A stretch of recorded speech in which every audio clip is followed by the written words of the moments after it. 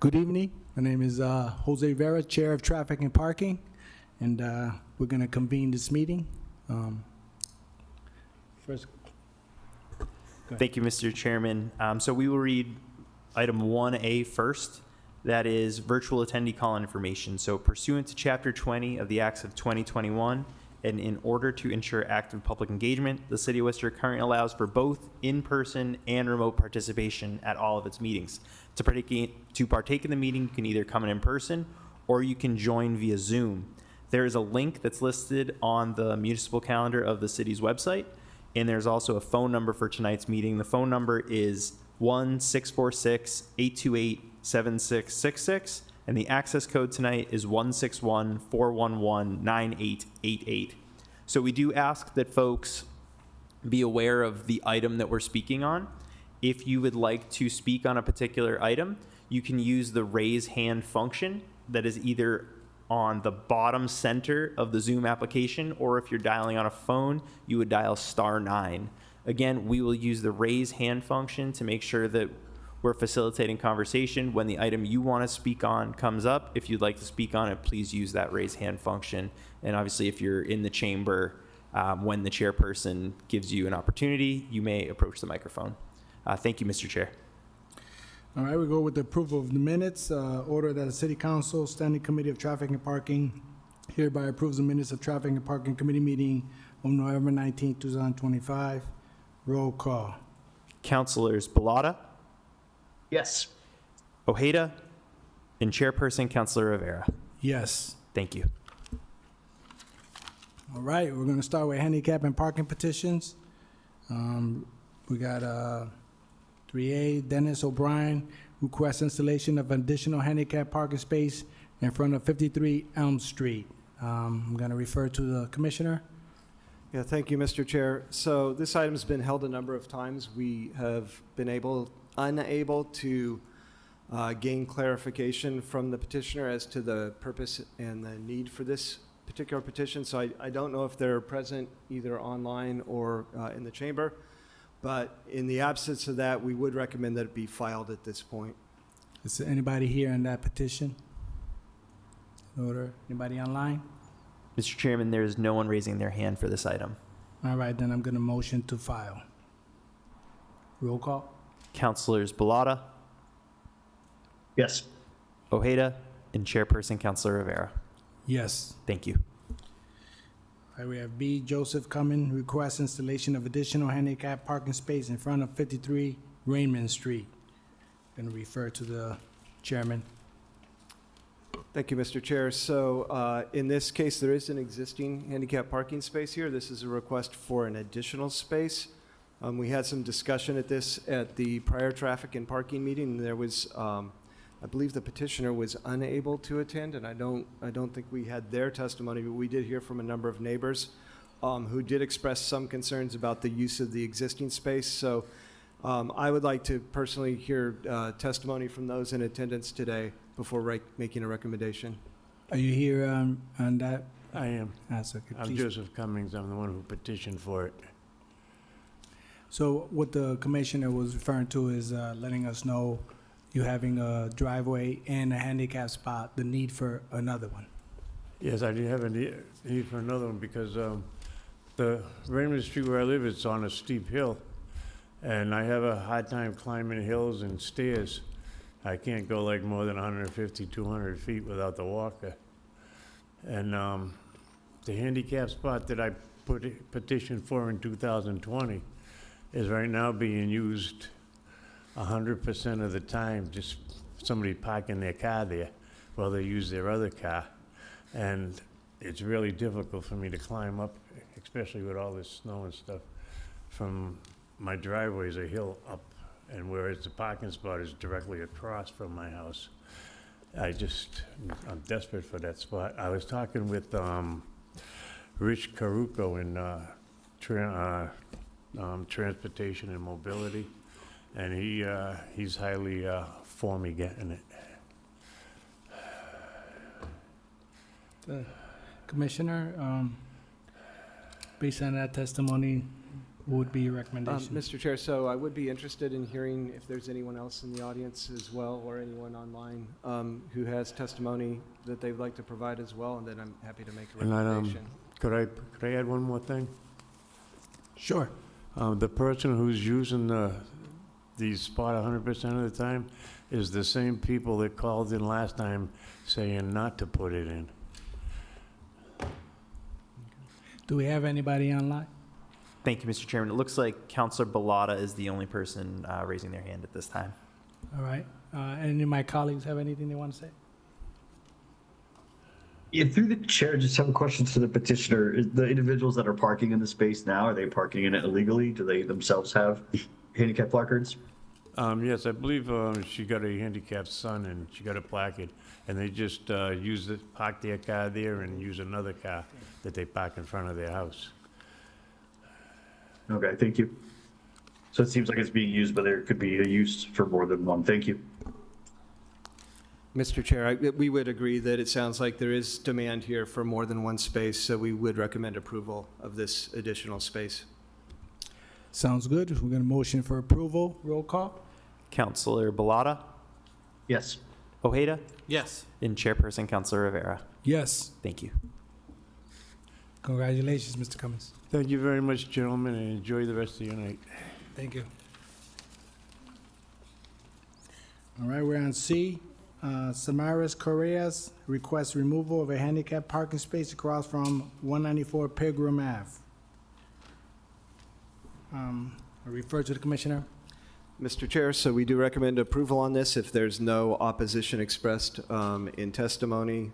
We are not aware of any continuing use for this HP space. Is there anybody here who wants to speak on behalf of that? Okay. Hi, that's for my sister, and she moved, and she wanted to remove the parking space. Perfect. Anything for my colleagues? All right, motion for approval. Roll call. Counselors Balata, Yes. Ojeda, Yes. and Chairperson Counselor Rivera. Yes. Okay, thank you. Have a good day. We're on D. Izan Alfonso Ramos Avielo requests installation of a handicap parking space in front of 9 Etna Street. Refer to the commissioner. Mr. Chair, this is a suitable location. There is some on-site parking, but this is a multifamily establishment, so there's a high demand for the parking. And based on that, we do recommend approval. Anything from my, anybody in the audience on this? No, any about my colleagues? Mr. Chairman, we do have one person raising their hand online. I will try to get them to unmute now.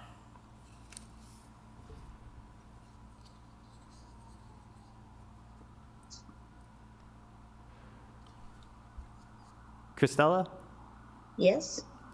would you like to speak on this item? No speak English. I speak Spanish. ¿Está bien? ¿Puede hablar español? Yo te entiendo. Sí, estoy asistir, pero no entiendo lo que está pasando.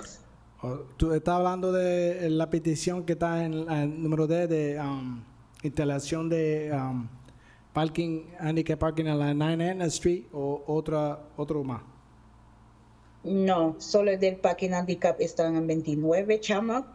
Ok, so este no es la petición. She's on a different one. Oh, okay. Yeah, okay. Thank you. So she can wait, right? Yeah, puede esperar hasta pronto. Ok, muchas gracias por She's ayudarme. gonna wait for the necessary time. All right, so I'm gonna motion for approval. Roll call. Counselors Balata, Yes. Ojeda, Yes. and Chairperson Counselor Rivera. Yes. All right, we have E, no relation. Jose I. Rivera requests installation of a handicap parking space in front of 81 Fairfax Road. I refer to the commissioner. Mr. Chair, so this, again, is a suitable location for an HP spot. It is a three-family that does have some off-street parking, but it's somewhat limited given the use. It would be I would prefer to hear from the petitioner in terms of the need for the space, given that there is, apparently 4 to 5 spaces off-street, but I don't know that we have the petitioner online. Or we do? So maybe let's hear from the petitioner just in terms of what their specific need is for this space. Otherwise, it appears to be a suitable location. Mr. Chairman, we do have one person raising their hand. The name is Melina Aravalo. I just sent a request on mute. Melina? Sí, hablo español. Está aquí para la petición de instalación de handicap parking en la 81 Fairfax Road. No, la pasaron, es Aisan Ramos de la 9 Etna. Ok, ya aprobamos esa petición. Ok, ¿y qué pasará hoy? Después. So, va a coger tiempo, pero lo van a poner. Ok, gracias. De nada. So she was just calling on the one that we did previously. Then I told her it was approved and it's going to take some time, but all right. So we're back to E. Nobody on the line for that? So, Mr. With that Chair. being the case, no one is on the line. Yeah, for Mr. that. Chair, on this one, I stand corrected. We were able to speak with the petitioner since the first meeting and confirmed that they do not have access to that on-site parking, so we do recommend approval, just pending receipt of the placard. Handicap placard. Yeah. That's correct. So we're going to motion for approval. Roll call. Councilors Balata, Yes. Ojeda, Yes. and Chairperson Councilor Rivera. Yes. I go down to F. Magda L. Roman requests installation of a handicap parking space on the outside of Underwood Street adjacent to 452 Chandler Street. I'm going to refer to the commissioner. Mr. Chair, our recommendation is approval of this item. This is one that has been re-advertised. It was originally petitioned for a space that is within a declared winter parking ban, so now it has been re-advertised across the street into a location that's outside of the winter ban, so it's available all year. So we do recommend approval. All right, and I think that's the lady that's online earlier for if she wants to speak on it. Thank you, Mr. Chairman. I'll unmute her now. Christella, Sí. you may provide your testimony. ¿Puede hablar de tu petición? Mi petición es para quitarle el parking handicap, para que yo tenga el espacio para parquear mi. Ok, so entonces, espera un momentito, te confundimos con otro. Este es para aprobar espacios, o cuando lleguemos al tuyo, te llamamos otra vez. Ok, gracias, No, estoy no escuchando. problema. So she's for the one that want to take out space, not this one. Okay.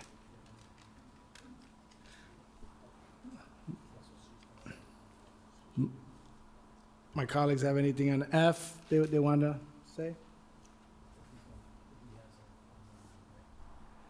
Through the chair to the councilor, I just want to confirm, it sounds like Christella Dorville was calling on 3E, I'm sorry, 3F, which is the item we're hearing right now. And the previous person, Melina Arevalo, was speaking on 3D, if I understood that correctly. There was a previous, to the chair, Yeah. to the clerk, there was a previous person that called where Council translated, and she said she was talking about Chambers Street. We had asked her. to Yeah, hold off. that's the one that's on right now. Right. Yeah. And through the chair, I do believe that's the person that just spoke, if I'm not mistaken. Yeah, Christella. but she's speaking of an item to take the handicap pack space out. This one is installation, so it's not this one. It's not this item. No. Okay. So I just told her to hold on. Oh, okay, thank you. Yeah, no problem. So I'm gonna motion for approval and roll call. Councilors Balata, Yes. Ojeda, Yes. and Chairperson Councilor Rivera. Yes. All right, now we're gonna go to Holly Hartley requests installation of handicap parking space in front of 2 Blodgett Place. Refer to the commissioner on this one. Mr. Chair, our recommendation on this is to file. I can give you a little bit of background. So Blodgett Place is a very narrow roadway. It's only about 15 feet wide, which means that it's not wide enough to accommodate both a parked vehicle and then provide the 12-foot travel lane that's required per ordinance, and that's for public safety purposes. We were asked at the previous meeting to look into a couple of issues there. One is that there is a parcel to the north of the petitioner's property that is kind of an open lot that's used for parking. It makes it appear that the roadway is wider there than it actually is, but we were able to confirm that's privately owned property and that the roadway itself is still only 15 feet wide. So we can't approve parking of any kind on that roadway, and in fact, it is all ordained as a no parking area today. I will note the petitioner, the property they live at does have 2 off-street parking spaces. If someone had a really narrow car, they could actually get 3 in. There's a little kind of side driveway. They testified at the prior meeting that they did not have access to that. The landlord had basically assigned it to someone else, but I did want to point out to the committee that the property does have some off-street parking. Alternatively, we could offer potentially a handicap parking space on Catherine Street, which is, down at the end of Blodgett Place. It's not immediately adjacent, but that's the nearest location where we could legally establish an on-street handicap parking space. So in the absence of desire to do that, we'd recommend to file. If the petitioner would instead like to pursue the space on Catherine Street, then we need to hold it and re-advertise. Is there anybody here to speak on this item? Anybody online? Mr. Chair, no one is raising their hand.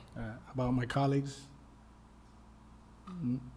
Okay, I'm in a motion to file. Roll call. Councilors Balata, Yes. Ojeda, Yes. and Chairperson Councilor Rivera. Yes.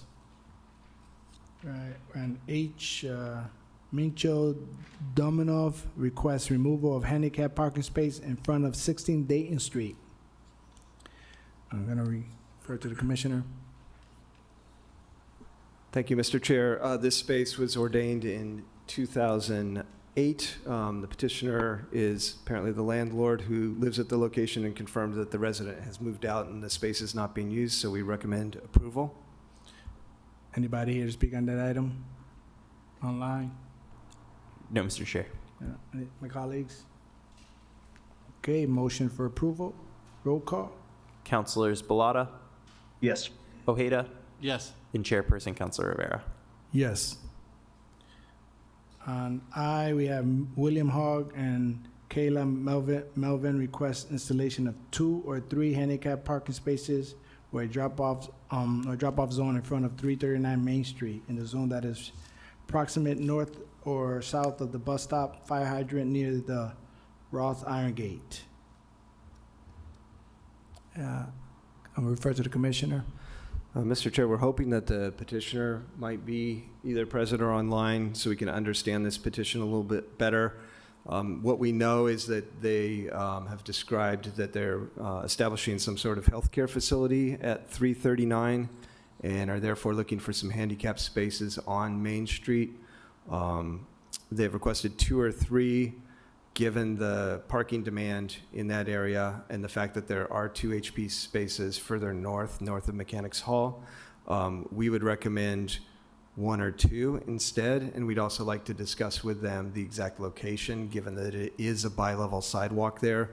Rather than putting the spaces right in front of the front door, it may make sense to shift it down toward the southerly end of that block so they have better access to the curb ramps. So I'm hopeful they're online. If they're not, I would recommend at this time that we hold the item. Is there anybody here on this item or online? Mr. Chairman, no one's raising their hand online. All right, then I'm going to motion to hold the item. Roll call. Councilors Balata, Yes. Ojeda, Yes. and Rivera. Yes. Thank you. On J, we have Adero Andre requests a handicap parking space in front of 51 Gate Street be removed. I refer to the commissioner. Mr. Chair, so there's actually 3 handicap spaces that are all located in close proximity here. There's one at 51 53, and then one at 36. This request is just to remove 51. 53 and 36 will remain. And we do recommend approval if there's no opposition. Is anybody here on this, speak on this item online? No, Mr. Chairman. Do my colleagues have anything to say? All right, then I motion to approve the item. Roll call? Councilors Balata, Yes. Ojeda, Yes. and Chairperson Councilor Rivera. Yes. Okay, we have Victoria Rodriguez request a handicap parking space in front of 183 Austin Street be removed. Refer to the commissioner. Mr. Chair, we do recommend approval if there is no opposition. Our understanding is that this petitioner has moved to a different residence. Anybody here speak on this item? Online? Not at this time, Mr. Chair. My colleagues have anything they want to say? Nope. Okay, motion to approve this item. Roll call? Councilors Balata, Yes. Ojeda, Yes. and Chairperson Councilor Rivera. Yes. Okay, now we have Victoria Rodriguez request installation of a handicap parking space in front of 8 Cottage Street. Refer to the commissioner. Mr. Chair, so this is the same petitioner, their new request. We do have a copy of the petitioner's placard. I will note that the new location is within a declared winter parking ban, which means that anytime there is a parking ban declared, it would not be usable. In terms of looking at other alternatives, there's not really a place directly across the street. We could potentially look for one down at number 5 or number 7. I don't know if Mr. Crane knows if we were able to make contact with this petitioner to see if they favored going ahead and locating it within the winter parking ban, understanding that it wouldn't be available at certain times, like right now, or if they would like to explore instead re-advertising it in front of number 5 or 7 across the street. So I'm not aware that that our staff has been able to make contact with this petitioner to answer that question. We're recommending approval for in front of a Cottage Street unless the petitioner is here and indicates otherwise. Is anybody here to speak on this item? Anybody online? No, Mr. Chairman. My colleagues have anything they want to say? Yeah, Okay. this is in my district. Just got a question. So, to the chair, to Commissioner Rowley. So you're suggesting that if it's down by 5, it's not part of the parking ban? Like they'll still be able to park there? That would be correct. So if we did instead locate it across the street and down a little bit in front of, I think it's multi-unit at 5 or 7, then it would be outside of the winter parking ban.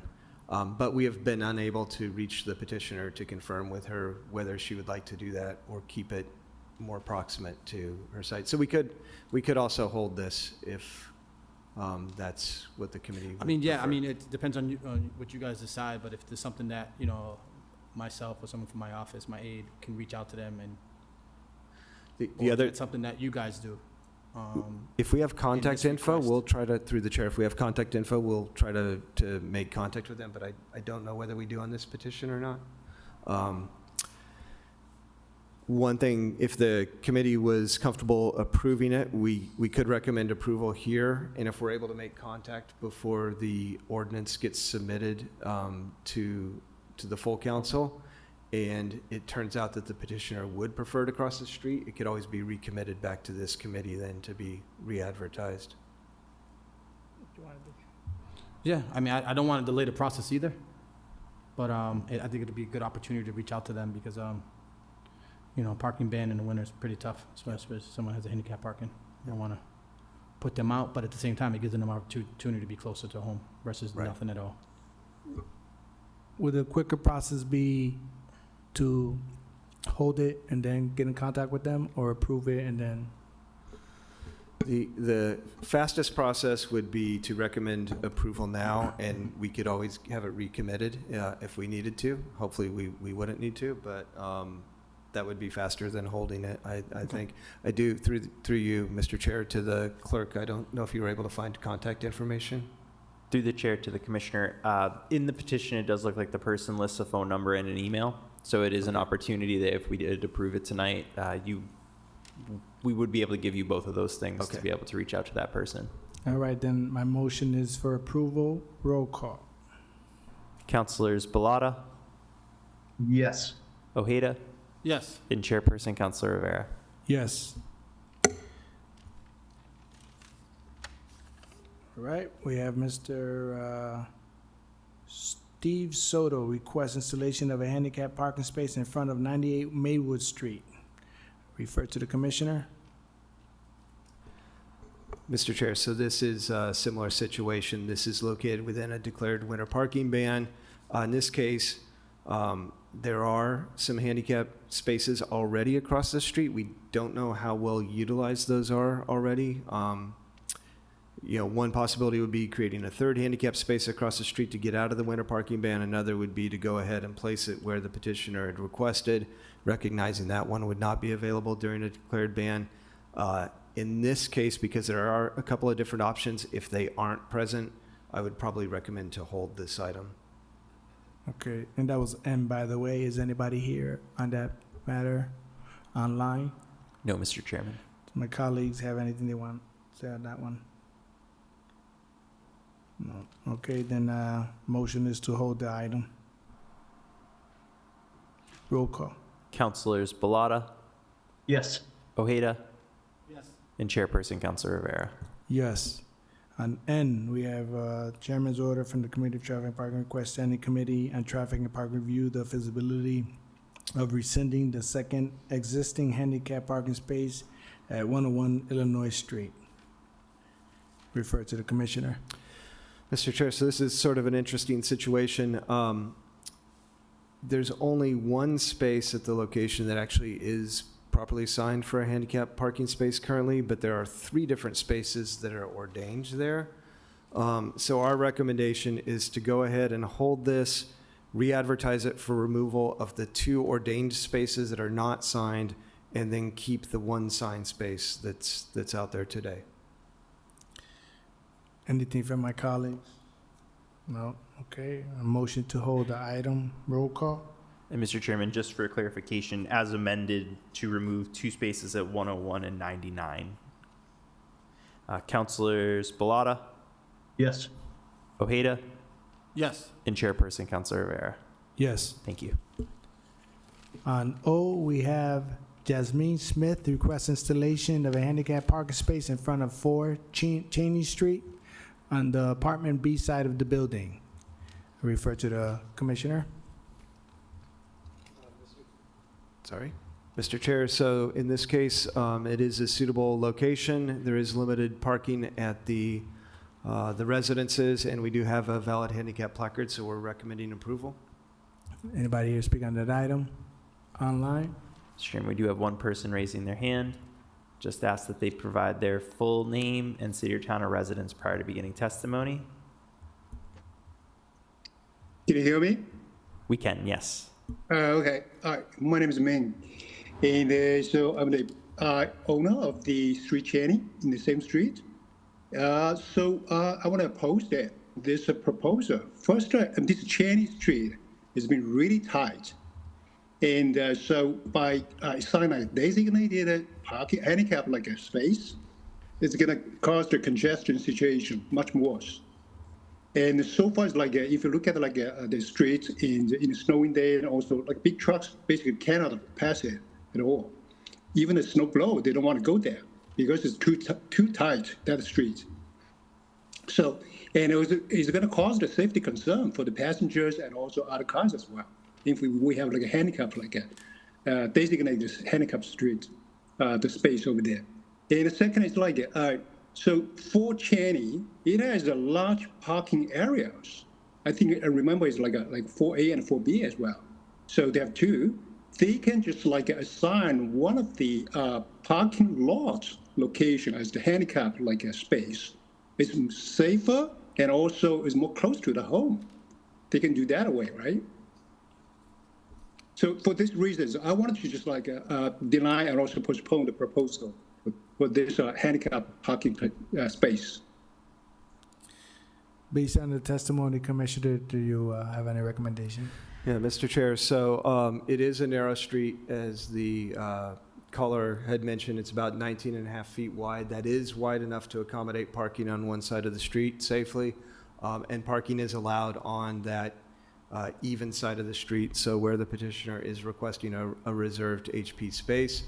They do have an off-street driveway, but they have shared that given the grade on the driveway, they cannot safely navigate their daughter out of the vehicle in the driveway, which is the need and the purpose of this HP space. There are no other HP spaces in this portion of the street, so while parking is a bit tight here, this would be the only space in the area that would be reserved for such use. So we'll stick with our recommendation of approval. Okay, a motion for approval. Roll call. Councilors Balata, Yes. Ojeda, Yes. and Chairperson Councilor Rivera. Yes. P. Sarah Perez requests installation of a handicap parking space in front of 21 May Street. Refer to the Commissioner. Mr. Chair, the recommendation on this one is to approve. This is a three-family with no off-street parking available. It's a suitable location. We do have a placard. Anybody in the audience for that? Online? No, Mr. Chairman. Does my colleagues have anything on this one? Motion for approval. Roll call. Councilors Balata, Yes. Ojeda, Yes. and Chairperson Councilor Rivera. Yes. Q. Paul A. Maffei requests removal of a handicap parking space at 1 McCartney Road. McConey. Okay. I'm going to refer to the Commissioner first.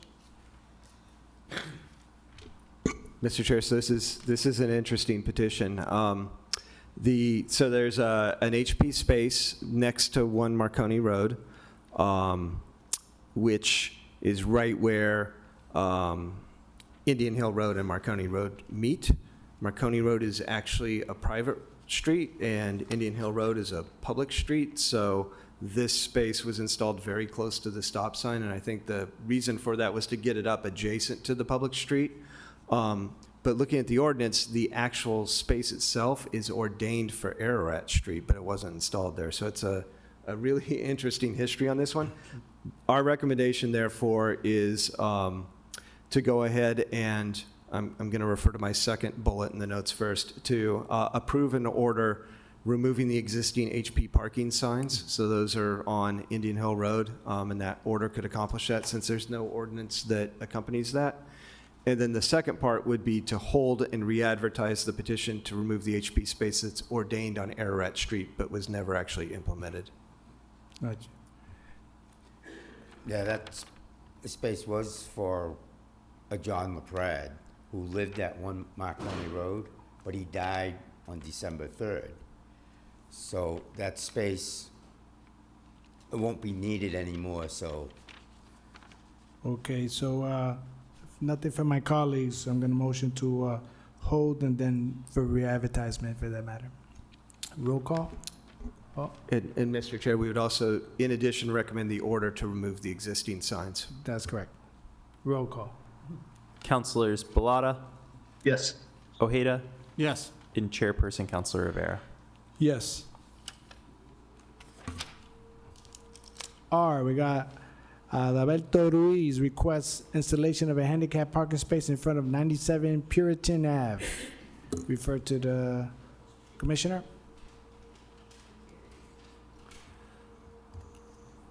Mr. Chair, so in this case, we were hoping to hear testimony from the petitioner. They do have a single-family residence with an off-street driveway, so we'd like to hear what the need is in this case.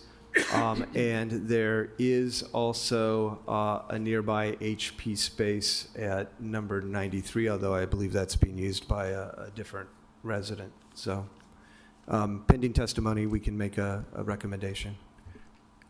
Mr. Alberto Ruiz. Hi, good evening, guys, Good evening. gentlemen. Yeah, I live at 97 Puritan Ave, and I've been there over 20 years, 21 to be exact. And I've always parked right in front of the house, even though I have a driveway, but we have 3 vehicles. So when I can only fit 2 of them in my driveway. And if I park the third vehicle in there, it has to go in on the lawn in front of the house and kind of blocking the sidewalk. So it makes it really difficult. And for me, it's difficult because I had spine surgery twice. I had spine surgery in 2020. The L3, 4, and 5 are fused, and because of severe spinal stenosis, and I had the same surgery done again in June of this past year, because the L2 also had to be opened up, and so now I have my L2, 3, 4, 5 fused, and so for me it's difficult getting in and out of a vehicle. So going into my Ranger is the easiest, and that's the one I park in front of the house, because I can just slide right in. When I have to go in and out of cars, moving one out to get the other one, it makes it kind of difficult for me, and that's why I was requesting that maybe, and hoping that maybe you guys would honor me and consider me having a parking sign in front of the house. Just 2 days ago, someone took my spot, so I had to park in the driveway, and it makes it really difficult. And so I know that my neighbor, a couple of houses up the street, have the parking signs, and so I thought that maybe that might be the best thing for me at my age right now. So I'm going on 70. I don't want to age myself, but I'll Look be good. 70 in April. So it makes it difficult, for me to get in and out of the car, and that's why I'm here today. Well, after the testimony, I refer to the commissioner. Thank you, Mr. Chair. So it sounds like the easiest access for the petitioner into their house is from the front of the house rather than from the driveway. I'm just reviewing the neighborhood here, and it does appear that, while there are people who park on the street, it's not a neighborhood where there's an exceptionally high level of demand. So I think we could go ahead and recommend approval in this case. Anything from my colleagues? No, just one thing. You look good, man, for 70. Say it again. I said you look good for your age, man.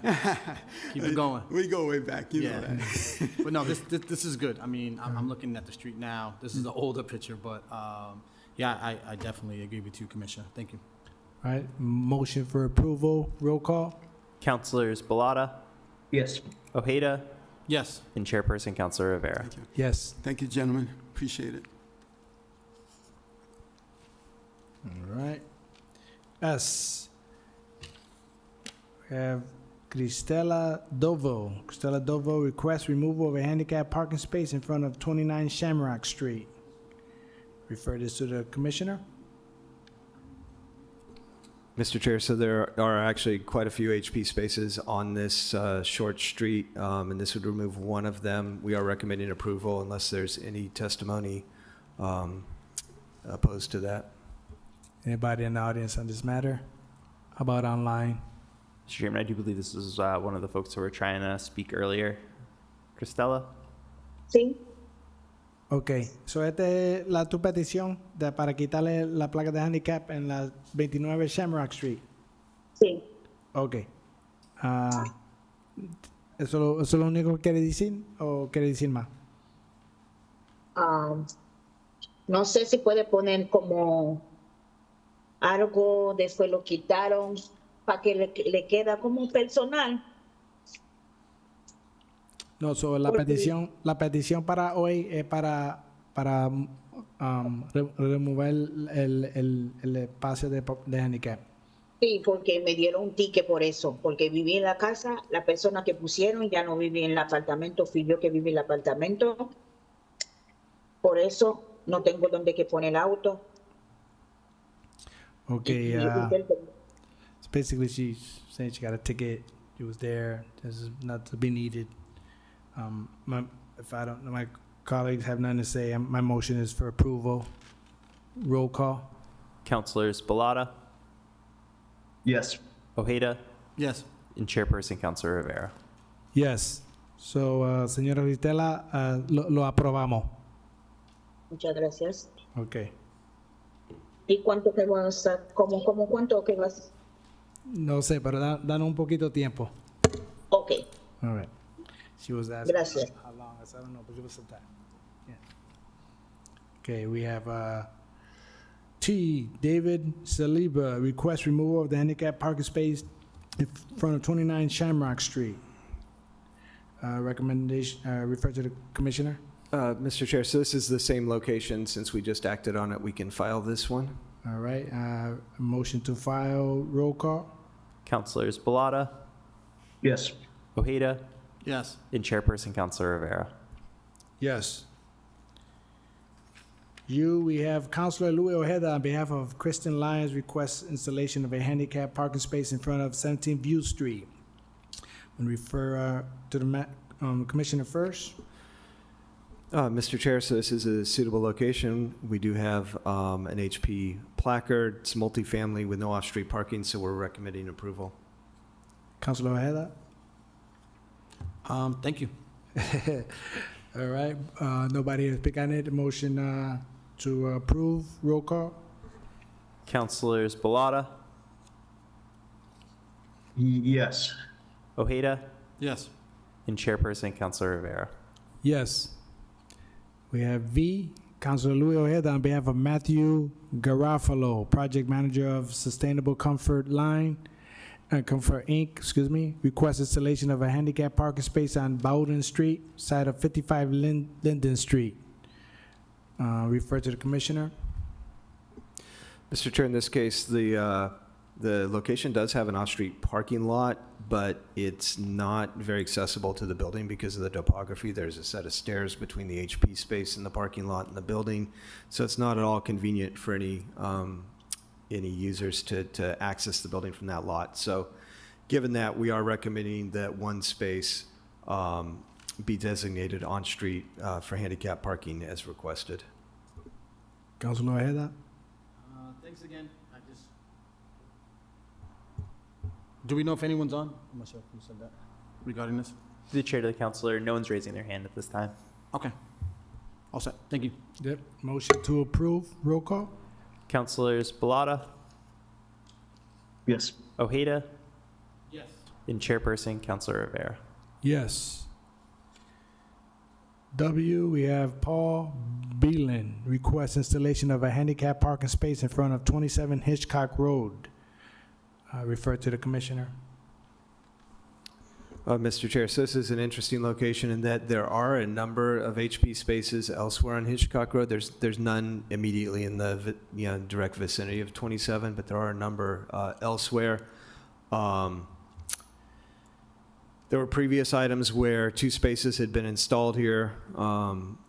There was, two HP spaces were removed and then an immediate request to restore one of those spaces. So there is quite a bit of demand. We do have a copy of the placard. And this is in the non-winter band side, so it's a suitable location, and we are therefore recommending approval. Is anybody here to speak on this item? Come on up, please. Good evening, gentlemen. I requested that handicap. I'm the PCA. It's not for me, it's for Dawn Marie St. George. I have all the paperwork, Social Security, the placard, and all that stuff, so I just want to know that. I did it for her. Never got a parking ticket in her life. Wish you guys met earlier when we put in the application, because now she has one from 1226, a parking ban ticket. But at any rate, thank you for approving it. Appreciate it. Okay, anything from my colleagues? No, that case, motion for approval, roll call. Councilors Balata, Yes. Ojeda, Yes. and Chairperson Councilor Rivera. Yes. Right now, we're down to 4. We got crosswalk and lighted crosswalk system petitions. A4A, Nicole, oh boy, excuse me with this, I'm gonna kill the last name, Anuzic. Request installation of a crosswalk on Blackstone River Road in front of Consigman Elementary School. I'll refer to the commissioner on this one. Yeah, thank you, Mr. Chair. So in this case, we are going to recommend to file this item. And the reason for that is that there are already 3 crosswalks in close proximity to the school that offer safer crossing locations. Two of those are located at a signalized intersection, so as a full traffic signal. And then the other one is at the other end of the school property, at the end of the school zone, and it has a rapid flashing beacon. So those are good and safe locations for kids to cross to access the school. The proposed new location would cut through the existing parking lane where parents do pick-up, drop-off, as well as the bus lane on the campus. So we're concerned that, while well-intended, that it would actually decrease the safety of crossing the street there, and therefore recommending to file. Is anybody here to speak on this about online? Not at this time, Mr. Chair. Anything from my colleagues? No? Okay, motion to file, roll call. Councilors Balata. Councilor Balata? Yes. Oh, thank you. Councilor Ojeda Yes. and Chairperson Councilor Rivera. Yes. 4B, Allison Kenny requests installation of a crosswalk that includes pedestrian walking signage with blinking lights on Main Street at the Richard Street intersection.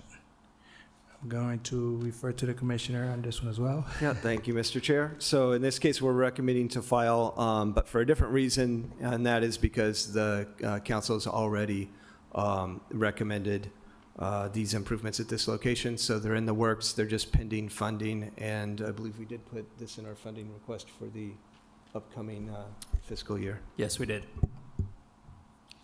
Okay, and, my colleagues? Yeah, thank you to the chair, to the commissioner. Can you explain some of the work that we talked about, so anyone that's online or anyone that's listening, regarding why we're moving forward with a different approach?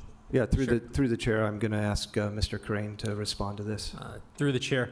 So at our last meeting, there were two proposals that came from the school department and the students at the school, both officially issued by Matthew C. Morse, who is the safety director of the Worcester Public Schools, on behalf of the students, for locating a crosswalk in the vicinity of 974 Main Street at Beaver Street, as well as 974 Main Street at Beaver Street and Richard Street. And at the last meeting, there were students as well as staff here from the Goddard School requesting for the creation of a safe crosswalk in that vicinity, because there are students that walk up Beaver Street and then have to cross Main Street in order to go down Richards to reach the Goddard School. Previous to the redesign of Main Street several years ago, there was a crosswalk at that location. When Main Street was reconstructed several years ago, that crosswalk was removed. So now they either have to walk up to the crosswalk at Crystal Street, which is a signalized intersection, or further down to the crosswalk, I believe, around Freeland Street. So it's quite a far distance. What we observed when we looked at this was there were parents and students that were crossing at Richards and Beaver, despite not having a crosswalk at that location. So we recommended at the last meeting that approval of an order for the construction of a crosswalk in the vicinity of Richard Street, including new ADA compliant wheelchair ramps, proper signage, as well as a rectangular rapid flashing beacon to create that safe walking route for the school department. That was approved by Traffic and Parking. It then went to full council and was approved. This request came in, looks like it crossed the timeline for when similar requests came in from Mr. Morse. So since it's already been approved by council, we're recommending file on this one because the council has already acted on it. Okay, thank you. Yeah, there's a lot going on in that area. You have, Clark University, you have the businesses, and then you have a very busy 7-Eleven store there with several ins and outs from the parking lot. So, yeah, that's good that we have that information. Is it possible to notify Allison? Is that her name? Yeah, Allison Kenny, of what Todd just said? Yeah. So I believe Ms. Kenny had exchanged emails with ourselves as well as the city clerk's office and was made aware that this had already been approved. Okay, thank you. And through the chair to the council, I can also share that Allie Kenny is also online and has her hand raised if we want to go to her as well. We can do Yes, that. please. Thank you.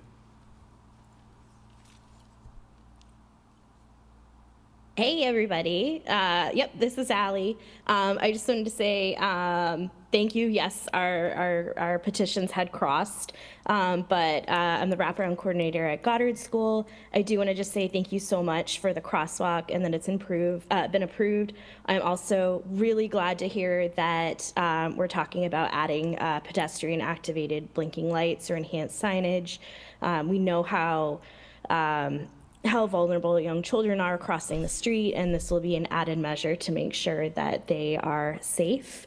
And I also would just like to add and advocate when this is starting to happen, if you wouldn't mind letting us know, because we would love to get our students involved and see how their advocacy has created this change as another way for students to learn about the process and civic engagement. That would be lovely. But thank you so much for hearing this, and we look forward to getting our crosswalk and seeing those signs and getting our kids safely back and forth to school every day and home. So thank you. Okay, petition is happy. Motion to file, roll call. Councilors Balata, Yes.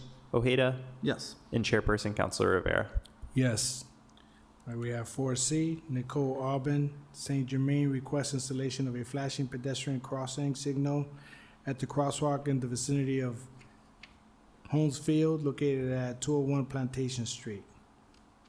Refer to the commissioner. Mr. Chair, so our recommendation on this is also to file for the same reason. These were previously approved by the city council, and these are actually already under design. Perfect. Anything from my colleagues? No. Anybody here want to speak on that matter online? Not at this time, Mr. Chair. Okay, motion to file, roll call. Councilors Balata, Yes. Ojeda, Yes. and Chairperson Councilor Rivera. Yes. At 4D, we got Councilor Louis Ojeda requests installation of a crosswalk at the intersection of Clifton Street and Charlotte Street, where the curb cuts are currently in place. Refer to the commissioner. Mr. Chair, so we do recommend approval. There are curb cuts on three of the corners, so that'll allow us to stripe 2 crosswalks. Included a photo in your memo there, and you'll notice that the one curb ramp's actually blocked by a parked car now. So without those crosswalks, not only is it people aren't expecting the pedestrians, but people are parking right across where the legal place is to cross. So it'll be useful in that regard. So we do recommend approval. Councilor Ojeda? Yeah, thank you. I'm also thinking if there's a way to put some type of signage leading up to it, that's a hill in a way, where people are coming up or people are coming whatever direction. If you're going up the hill, you don't know there's a crosswalk at the top. In the morning, there's a lot of sun, and it's tough to see when you're going up. And then when you're coming from the other direction, you don't know there's a car coming up. And the way the car is parked, you'll literally see a car drive like this and then avoid you when you get to the top. And that's right at the crosswalk. So if we could just put some signage and letting people know there's a crosswalk coming up. So through the chair, we'll make sure that we have the pedestrian crossing signs at the crosswalk itself, and those are about 7 feet up in the air. And so we'll evaluate that sight line, and if it's not good coming up the hill, we can also consider a crossing ahead, like pedestrian crossing ahead sign in advance of it. Okay, great. And then I've been working, as you know, with the university. We'll clock on doing some street art in that area. So if we can get back to them with some information on the cost, they said that they will continue with it, and then it'll be more of a neighborhood or community clock project as well. Sounds good. Thank you. Motion for approval, roll call. Councilors Balata, Yes. Ojeda, Yes. and Chairperson Councilor Rivera. Yes. Now we're going to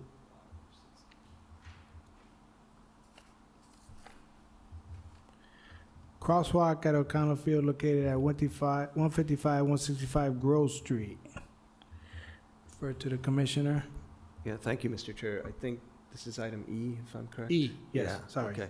Yep. Just wanted to make sure I had the right one. Yeah. So this is a location where the city recently installed some on-street parking for the users of O'Connell Field. Also placed a buffer adjacent to the existing bike lanes and relocated those to accommodate the parking.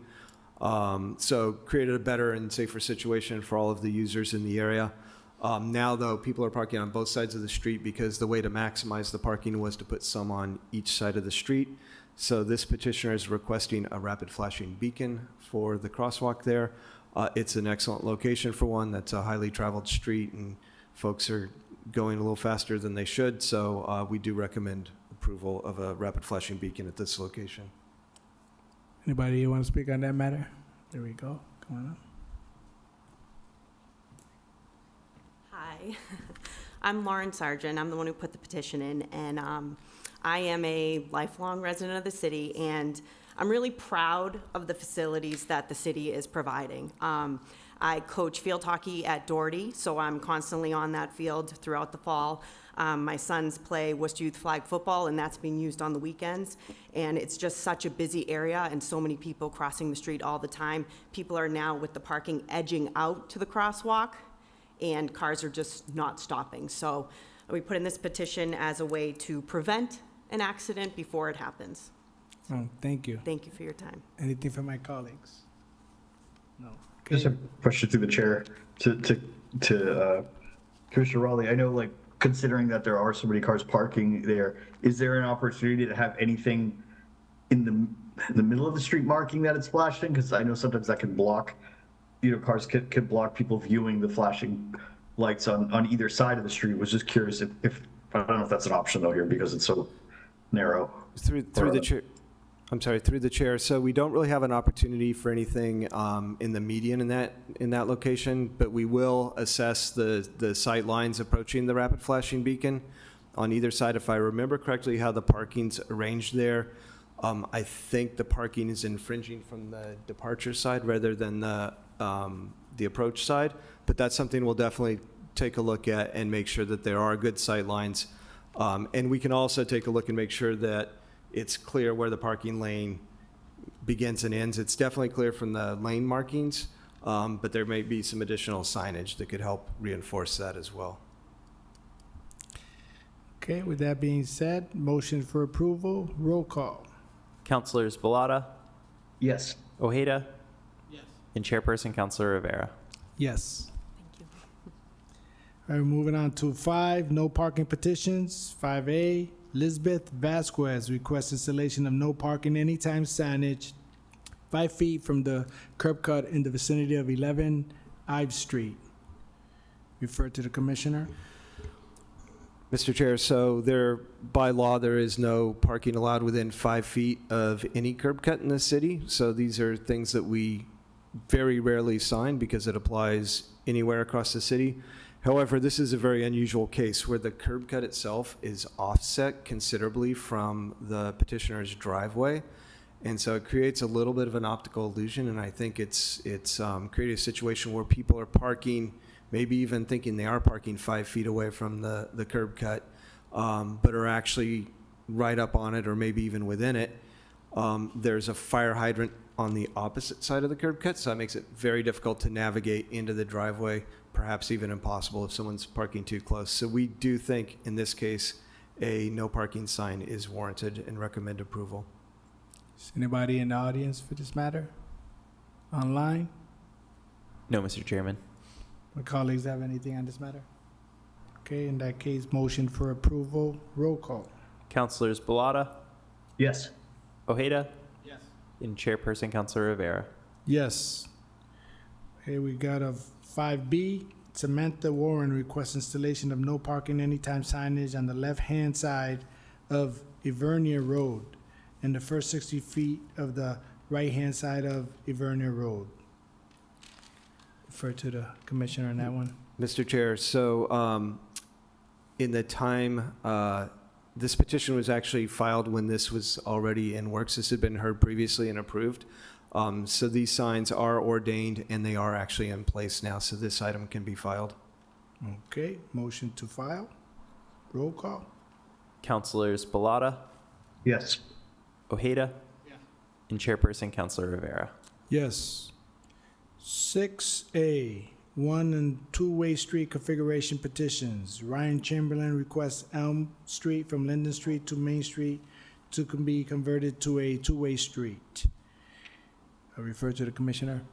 Yeah, thank you, Mr. Chair. So Elm Street today is a two-way street for most of its extent from Park Avenue to Linden Street, but then it becomes a one-way street at that point for its last 2 blocks down toward Main Street, and that's one-way running in the westbound direction.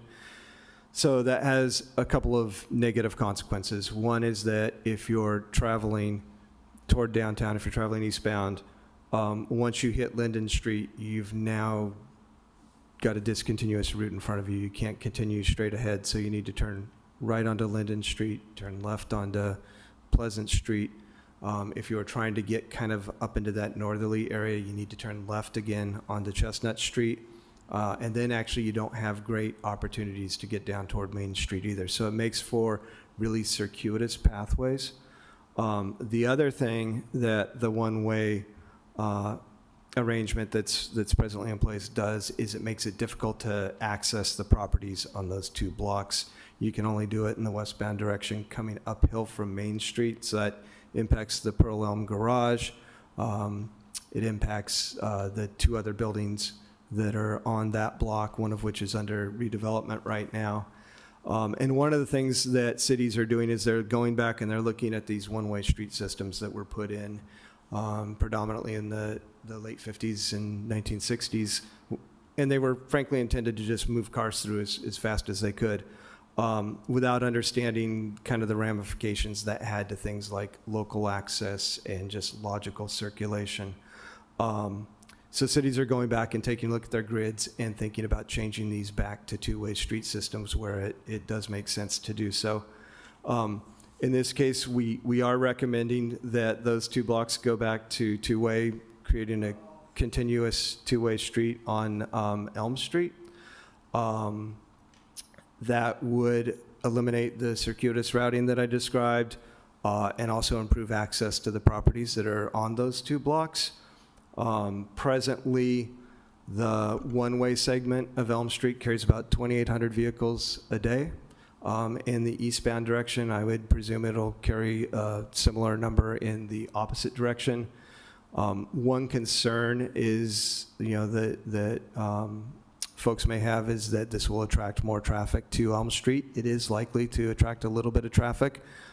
We did evaluate the existing travel patterns, both looking at trips that travel northbound on Park Avenue today and are trying to head over to the east, because those are trips that might be attracted to this corridor if this was made 2 ways all the way through.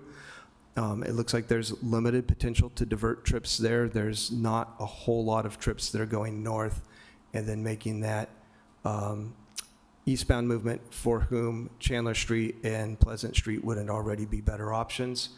And then also looking at the difference in the directional volumes on the 2-way street today.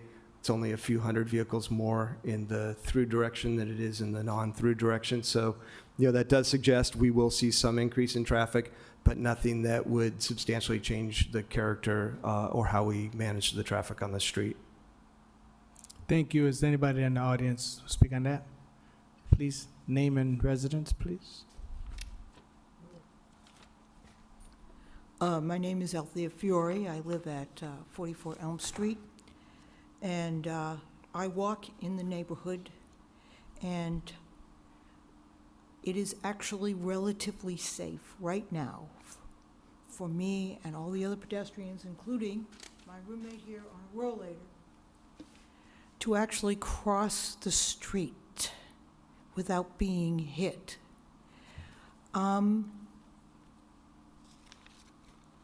More pedestrians, I fear, will be hit, because a lot of people walk in that neighborhood.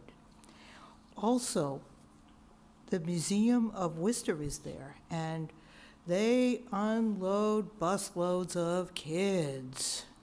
And, the confusion there.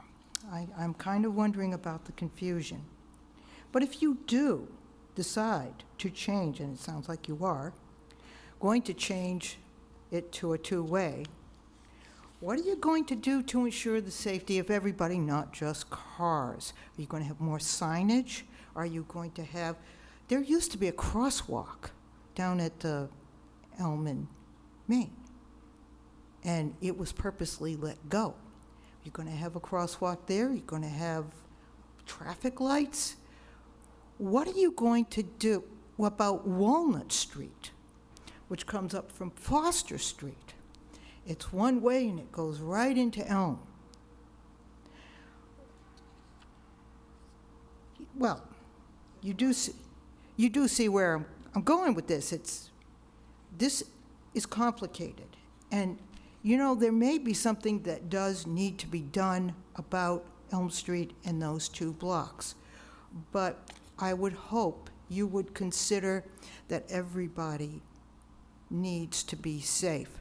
Now, I live in an area where it is interesting, the city officials that come there, it's almost every neighborhood meeting go like, wait a minute, you walk around the neighborhood? You actually walk on the streets of the neighborhood? Every meeting. Yes, we do. Those of us who have cars, I don't have one. Those of us have cars, those that don't. We walk in the neighborhood. In the garage. And when people are leaving Mechanics Hall from the concerts, they just flood across Main Street, and then they flood up Elm Street, and if that becomes 2-way, I hate to think. Explain where they're going to the garage. They're going to the garage, and they're all going into the garage. The parking garage. So I'd like to know, have you considered everything? A lot of neighborhoods in Worcester, people don't walk on the sidewalks. We do.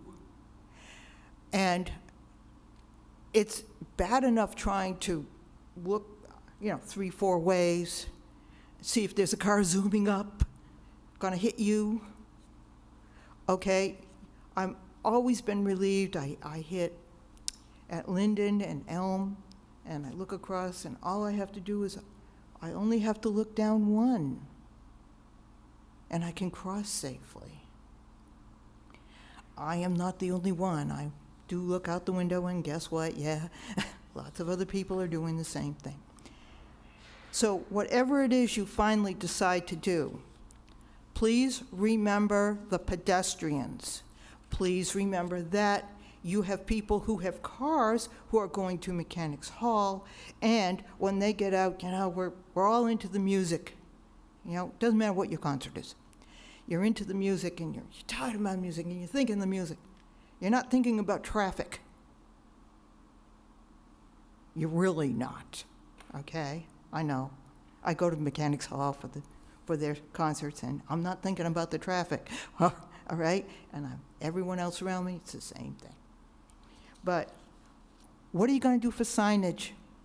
What are you going to do to make sure pedestrians are safe and that school kids are safe? And what are you going to do about Walnut Street? Because that street is just this up a hill, goes around, and the only thing it does is it feeds into Elm Street. I'd like to hear thoughts. Thank you. I do know that this is not something that would happen right away if it's approved, but I'm going to defer to the commissioner to give you some of those answers. Yeah, Mr. Chair. So definitely walkability is an important consideration, and something we're really trying to do is make Worcester and down. Folks, we would just ask that if you are going to Wait. speak, you use the microphone so people remotely would also be able to hear. Thank you. Name and Hi, address. my name is please. Candace Smith. I live at 44 Elm Street, and I only interrupted because Okay. I felt that you would end up repeating things because it was pertinent to the walkability. Okay? No problem. If you wish to go ahead, that's fine. No, but no, if go If ahead. it would be No, better no. for you. You can answer both questions. Okay. I too am a walker, and so I can confirm that that is an area that a lot of walking is done. I can tell you that the corner of Elm Street, where 44 Elm goes onto, and Linden, has a very good, safe crosswalk with signal and aural signal as well. One of the things that's constantly a problem on these streets, and I agree with Ms. Fiore that may need to look at the larger picture. The streets that are 3 lanes, one way, moving very fast, coming over the hill, brings lots of traffic down there quickly. All the streets right around there, including Elm Street, is three lanes. Linden Street is 3 lanes. They are consistently having people park temporarily for delivery in some of those lanes, whether it's moving trucks, mail trucks, delivery of food, any of these sorts of things, using one of the lanes for that. So I think it's very important that you also consider the speed and the number of cars coming from all those 3-lane streets, and consider some kind of 15-minute parking for people making deliveries. I think with Chestnut Street getting a large apartment building, there will be a lot more deliveries in the area. There is no place right now for anyone to pull over and pause. I also think it's important to recognize that the coming down Elm Street towards downtown over the hill, the stoplight there is very short of the entry to the garage into 44 Elm Street. And if you are turning into the garage, people are coming very quickly over that hill in 3 lanes and frequently have to slam on their brakes to anyone turning into the garage just because you've paused and slowed down. And those are the main things I wanted to add. I walk to all the time. I walked here tonight, and I can tell you that it's becoming a very walkable city. Especially, I want to give compliments. The curb cuts were cleared of snow on my walk. Awesome. So, thank you. Thank you. Back to Commissioner Raleigh. Mr. Chair, I'm just wondering if we have anyone online who might also Thank you. speak to this. It does appear we have one person raising their hand on a telephone. I just sent a request to unmute. If you could please provide your full name, city or town of residence prior to testimony. Hello, it's Carl Merrow, 44 Elm Street. I'm just wondering whether the traffic analysis factored in the new residents for Chestnut Street. So through the chair, we're thinking that in this case, the two-way conversion will actually work a bit better because it allows traffic from that site to actually make their way down to Main Street without having to take a very circuitous route. So if that development went in, So those people will be taking a right and going downtown. that would be an option. that how- That through the chair, that would be an option that would be available to them. Is they could come out and take a right, head down toward Main Street. It's likely that the intersection, this was asked about previously, it's likely that the intersection at Main Street will be a right turn only because it is so close to the intersection with Maple Street that does have a traffic signal. We don't want to put another traffic signal that close. So it's likely it'll be a stop sign controlled and a right turn only. But it would allow for some local circulation from the Chestnut Place building as well as the Pearl Elm Garage, instead of having to go northbound on Chestnut Street and either wind your way back around down Linden Street or proceed up to Walnut, or at that point, you're all the way up to Highland, basically, if you're, looking to head in that opposite direction. So Does anyone have the estimate for the number of new cars? from that development, I don't have that off the top of my head. I can tell you that on those streets today, it's a fairly modest amount of traffic. It's very modest for the configuration of the street. So presently, it's carrying 2,800 vehicles a day in 3 lanes. That amount of traffic can easily be accommodated in a single lane. So even doubling that, we're confident that 1-lane road in each direction with an additional turn pocket at the intersections to facilitate left turns would easily be able to accommodate those traffic loads. Okay, and just one of the other concerns raised by another resident here is the left turn to go, down into our garage. That is I always put my hazards on because people are coming down the hill very fast, right? Even though there are lights there, and there's also people coming at you as well. So that needs to be considered as well, just to make sure that doesn't turn into a mess, because I've seen numerous, at least 3 accidents where people were trying to make it a two-way street, and it wasn't. And I've encountered people as well on Foster Street, I think it's Foster, going the wrong way as well because people don't know what the hell they're doing. So that's all I have to say. Thank you.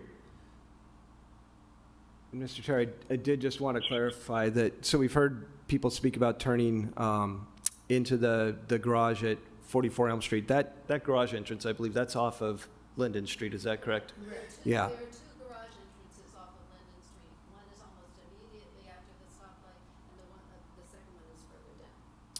So I wouldn't expect this to change those circumstances, but I do think it's a good point that, as we move forward and think about this area of the city, we do need to think about those high-speed north-south streets as well, which do form a barrier, frankly, for everyone, drivers, pedestrians. I know that one day last summer when I was actually biking to and from work, I ended up going through that area, steeper than I recognized it would be. And I got to Linden Street, and that was a really, really tough place to cross, even with the light, just because of the width of the street. So, one of the things we are trying to accomplish by going back to a two-way street grid is to take some of the confusion out of navigation, to make these streets feel a little bit more like neighborhood streets, even though they are collector streets. They have a higher role than just a local street would be in terms of distributing traffic across the city. There will be a decent amount of work that needs to be completed in order to accomplish this. So the traffic signals at both intersections would need to be reconfigured to include the signal indicators on the eastbound direction. At this point, the signal timings would be updated. Lane striping would be modified. I do think we'll probably end up providing a left turn lane at each of the intersections to better accommodate that. One of the advantages here is with the two-way street is while you do have to look in both directions, you're eliminating the double threat from a single direction, which is where you have one motor vehicle, typically in the inside lane, that'll stop for pedestrians. You'll start across the crosswalk, and then someone goes around them on the right, and you can't see them, and they can't see you. So this should help calm travel speeds. Speeds should be reduced with a two-way street system compared to a one-way system. So we do think it makes sense. I absolutely agree that there's some work ahead of us in thinking about Linden and Chestnut Street and how those can become better neighborhood streets as well. Thank you. Through the chair, I just have a question to Commissioner Wally about Maple Street and how that, connects to Elm and also like about I'm concerned as well about crossing. I used to work at 18 Chestnut Street, and people do fly up Chestnut in Elm, and it's just tough to navigate around there, especially now I'm worried on Elm Street with it being two-way, and I don't know why it's there, but there's like a daycare playground that's there, and so that's just a concern as well. I was just curious and worried that like putting this in before changing some or adding some additional crossing safety at places like Maple Street, just concerning. But just curious if Maple Street's going to change in any way. Yeah, through the chair, that's an excellent point. And that I think the Maple Street to Elm Street connection sort of, I was going to say best typifies, but it's really worse typifies kind of this highway throughput design that was implemented, decades ago.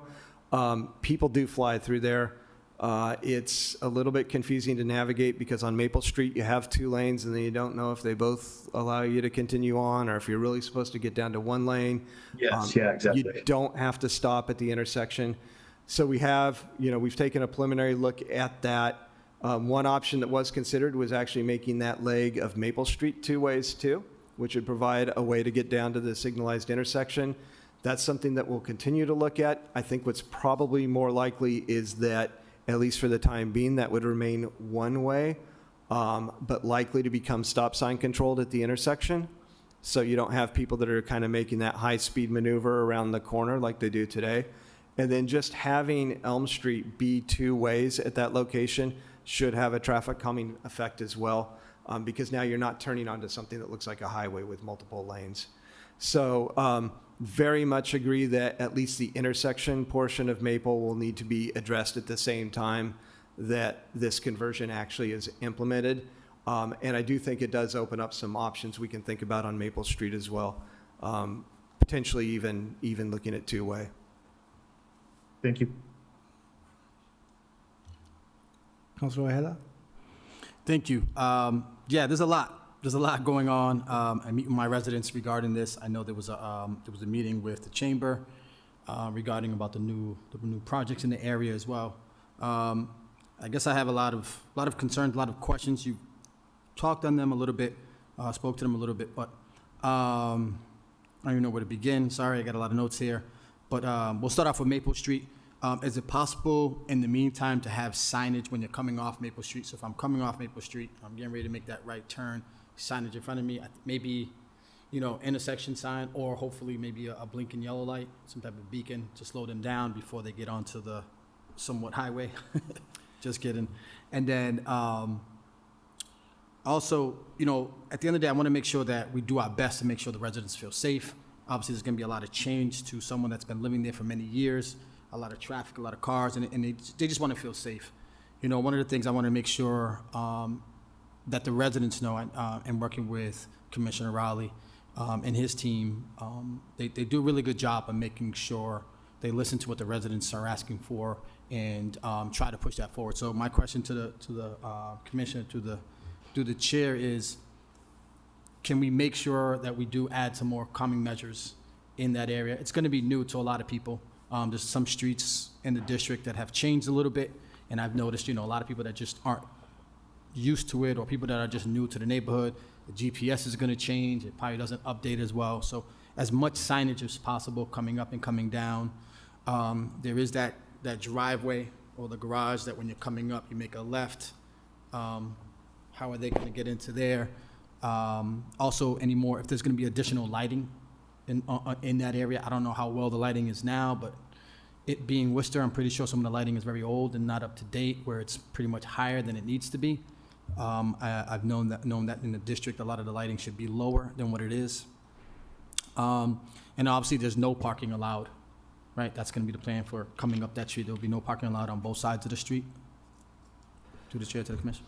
Through the chair. So there's on those blocks today, there's no parking. Just to set the context, there's no parking between Chestnut and Linden today because it's all occupied by the 3 lanes. And then when you get down to the Main Street to Chestnut block, there's a little bit of parking as you get down the hill.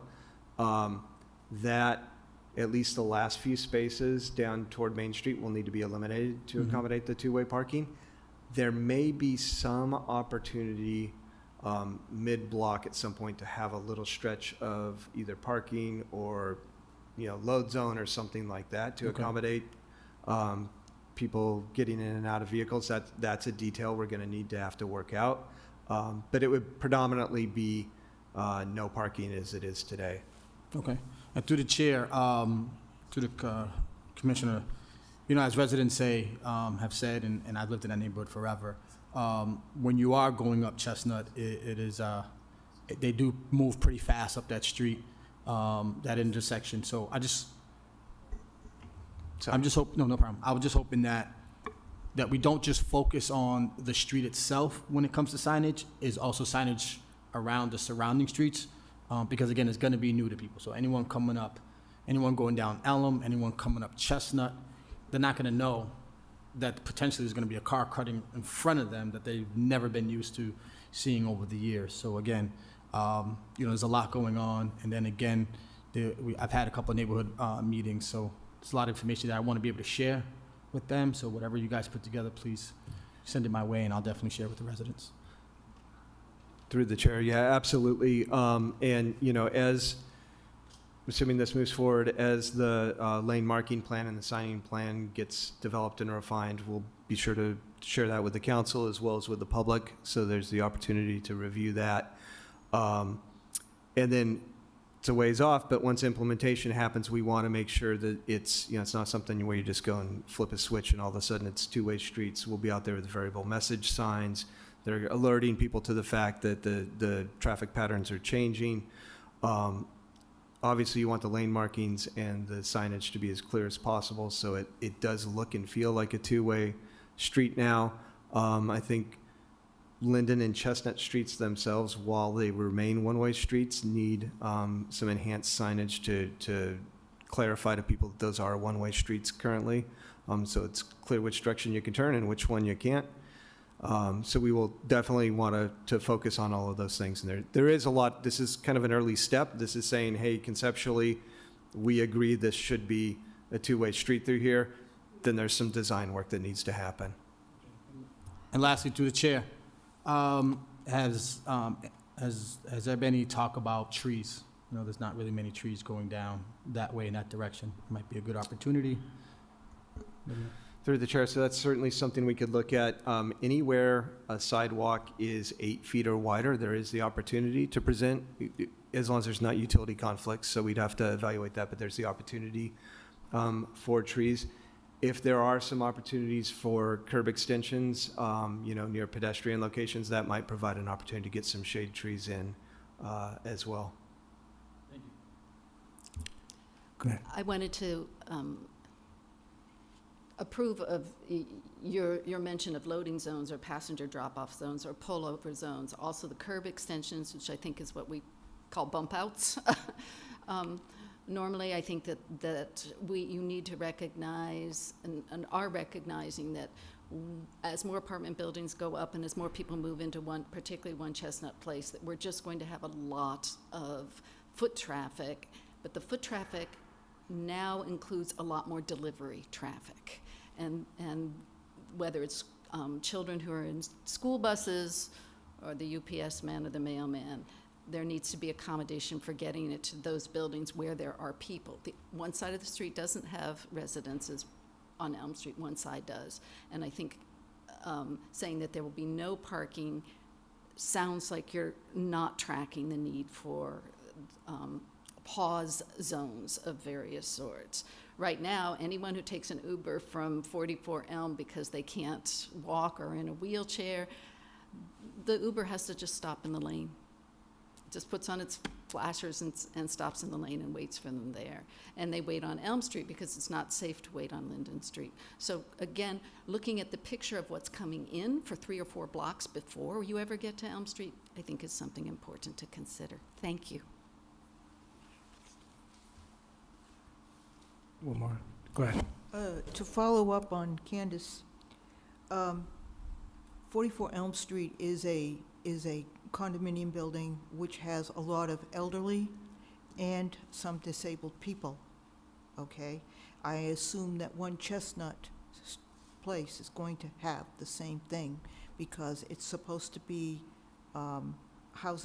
it's supposed to be affordable housing in part. You are going to have people who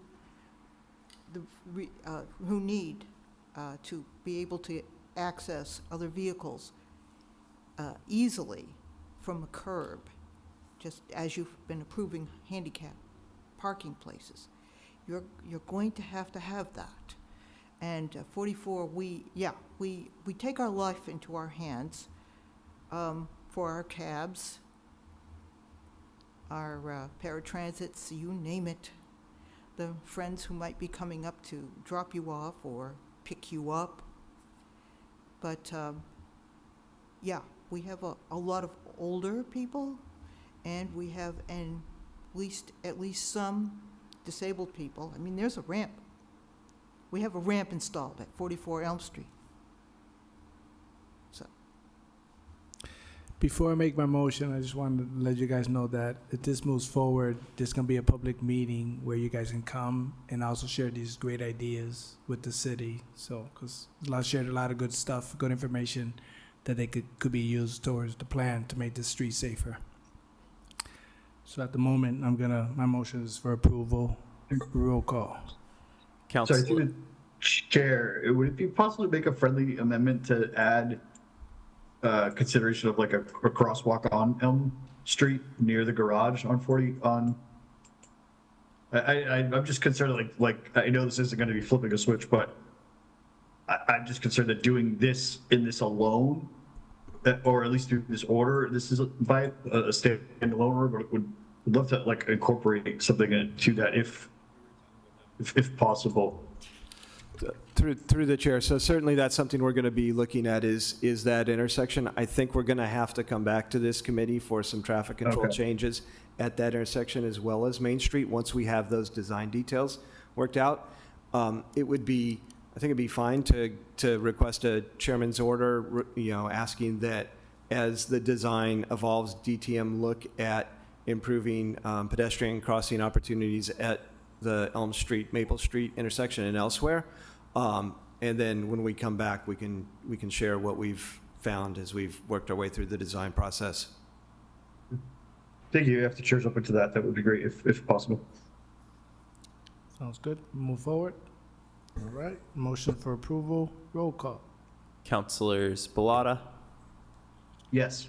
Ojeda, Yes. and Chairperson Councilor Rivera. Yes. We're up to 7A, parking and parking meter petitions. Patricia Ogbalu requests installation of 15-minute parking signage in front of 90B Grand Street that accommodates for 2 parking spaces. Refer to the commissioner. Thank you, Mr. Chair. So this is a location, it's a mixed-use development where there's a convenience store located within a new residential development. They're requesting that 2 spaces near the intersection be converted to 15-minute parking to allow people to access the store. So that's a good idea in this context. We're just recommending that the hours of that 15-minute parking be limited to 8 a.m. to 10 p.m., which is what we understand the store hours are. And that way it opens it up for overnight parking for residents and other in the neighborhood when the store is closed. So we do recommend approval. Again, with the caveat that the 15-minute parking be restricted 8 a.m. to 10 p.m. Is anybody here to speak on that matter? Anybody online? No, Mr. Chairman. Okay. Any of my colleagues want to speak on this matter? Oh, all right. A motion for approval. Roll call. Councilors Balata, Yes. Ojeda, and Chairperson Councilor Rivera. Yes. All right.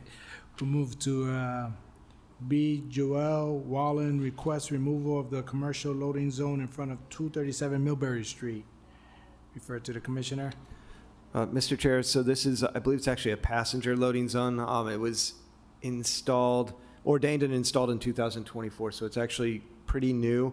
And this is also a time-limited passenger loading zone, so from 6 a.m. to 5 p.m., it's that loading zone. After 5 p.m., it's available for parking for other businesses. Because it is new and because our understanding is that the use there very much depends on it still, we're recommending that it be retained and that this item be filed. Is anybody here to speak on this matter? Anybody online? No, Mr. Chair. Any of my colleagues want to speak on this? Yeah, it's right in front of Pernay Family Services. So I think that's probably one of the bigger issues. I know Joel Whalen was the one that put it on. He works, he's one of the directors there. So I think it's more of an issue for the work that they do for the neighborhood and the services that they provide. With this being here, I don't know, you said it's obviously very new, 2024, right? So Yeah, it's just a year ago. Wasn't that the petitioner? Yeah, through the chair. So Pernay was the original petitioner of this back in 2024. Okay. They were requesting that it be a passenger loading zone for the clients coming.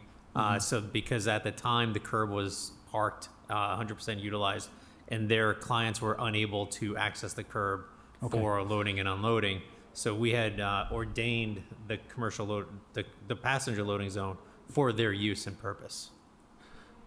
So, Mr. Chair, I think getting sort of conflicting, I think we need to do a little more investigation to find out who's requesting it. Okay. Relative to the original petitioner. So why don't, my recommendation should be to hold this. Okay. And we'll try to straighten that out for the next meeting. Perfect. Sounds good. Motion to hold, roll call. Councilors Balata, Yes. Ojeda, Yes. and Chairperson Councilor Rivera. Yes. 8 resident permanent parking items. 8A, Council Louis Ojeda requests an installation of resident permanent parking on Winfield Street. I refer to the commissioner. Yeah, Mr. Chair, so this is a location that I think is probably a pretty good candidate for resident parking. We do want to hear resident testimony. Typically with resident permit parking, it takes a couple of meetings to kind of work out the details as far as the extent, gauge whether the neighborhood's in favor of it or not. In this case, there are, one of the things a resident parking program won't do is it doesn't help with situations where there's too much demand for the parking. If there's more people that want to park there and are eligible to, then there are spaces. That's going to be the case before or after. What it does do, though, is in cases where people are parking for outside uses and preventing the residents from having that parking, it can reserve that parking for the residents. So in this case, there's some auto body and repair shops nearby that are taking up a lot of spaces. And there's a new multifamily apartment building that I'm not sure exactly where they are in the development process, but they did get through the plan approval process. So there are some potential institutional impacts here. Parking is at a premium in this location. So I think it probably does make sense, but I'd like to hear if there's any residents of the street who have input. And I'd like to hear the councilors' thoughts on kind of the extent of, how much of the street we're looking at, and that kind of thing. Name and residence, please. Yes. Good evening, gentlemen. My name is Stephen Shakir. I live at 94 Winfield Street. I lived at 94 Winfield Street since I was 9 years old. But something I want to bring your attention about Winfield Street, because I know you're talking about a particular area. From Mason to Park Avenue is Low Winfield Street. Then you go across from Park Avenue and it goes to Parker Street. That has been bought by some commercial people and it's all fenced off. Then you have Winfield Street from Parker to May Street. We don't want permanent parking on there. We're fine. So that's all I want to bring your attention to. That I understand that from Mason to Park Avenue is where the issue is because of the new building that's been put there and all that.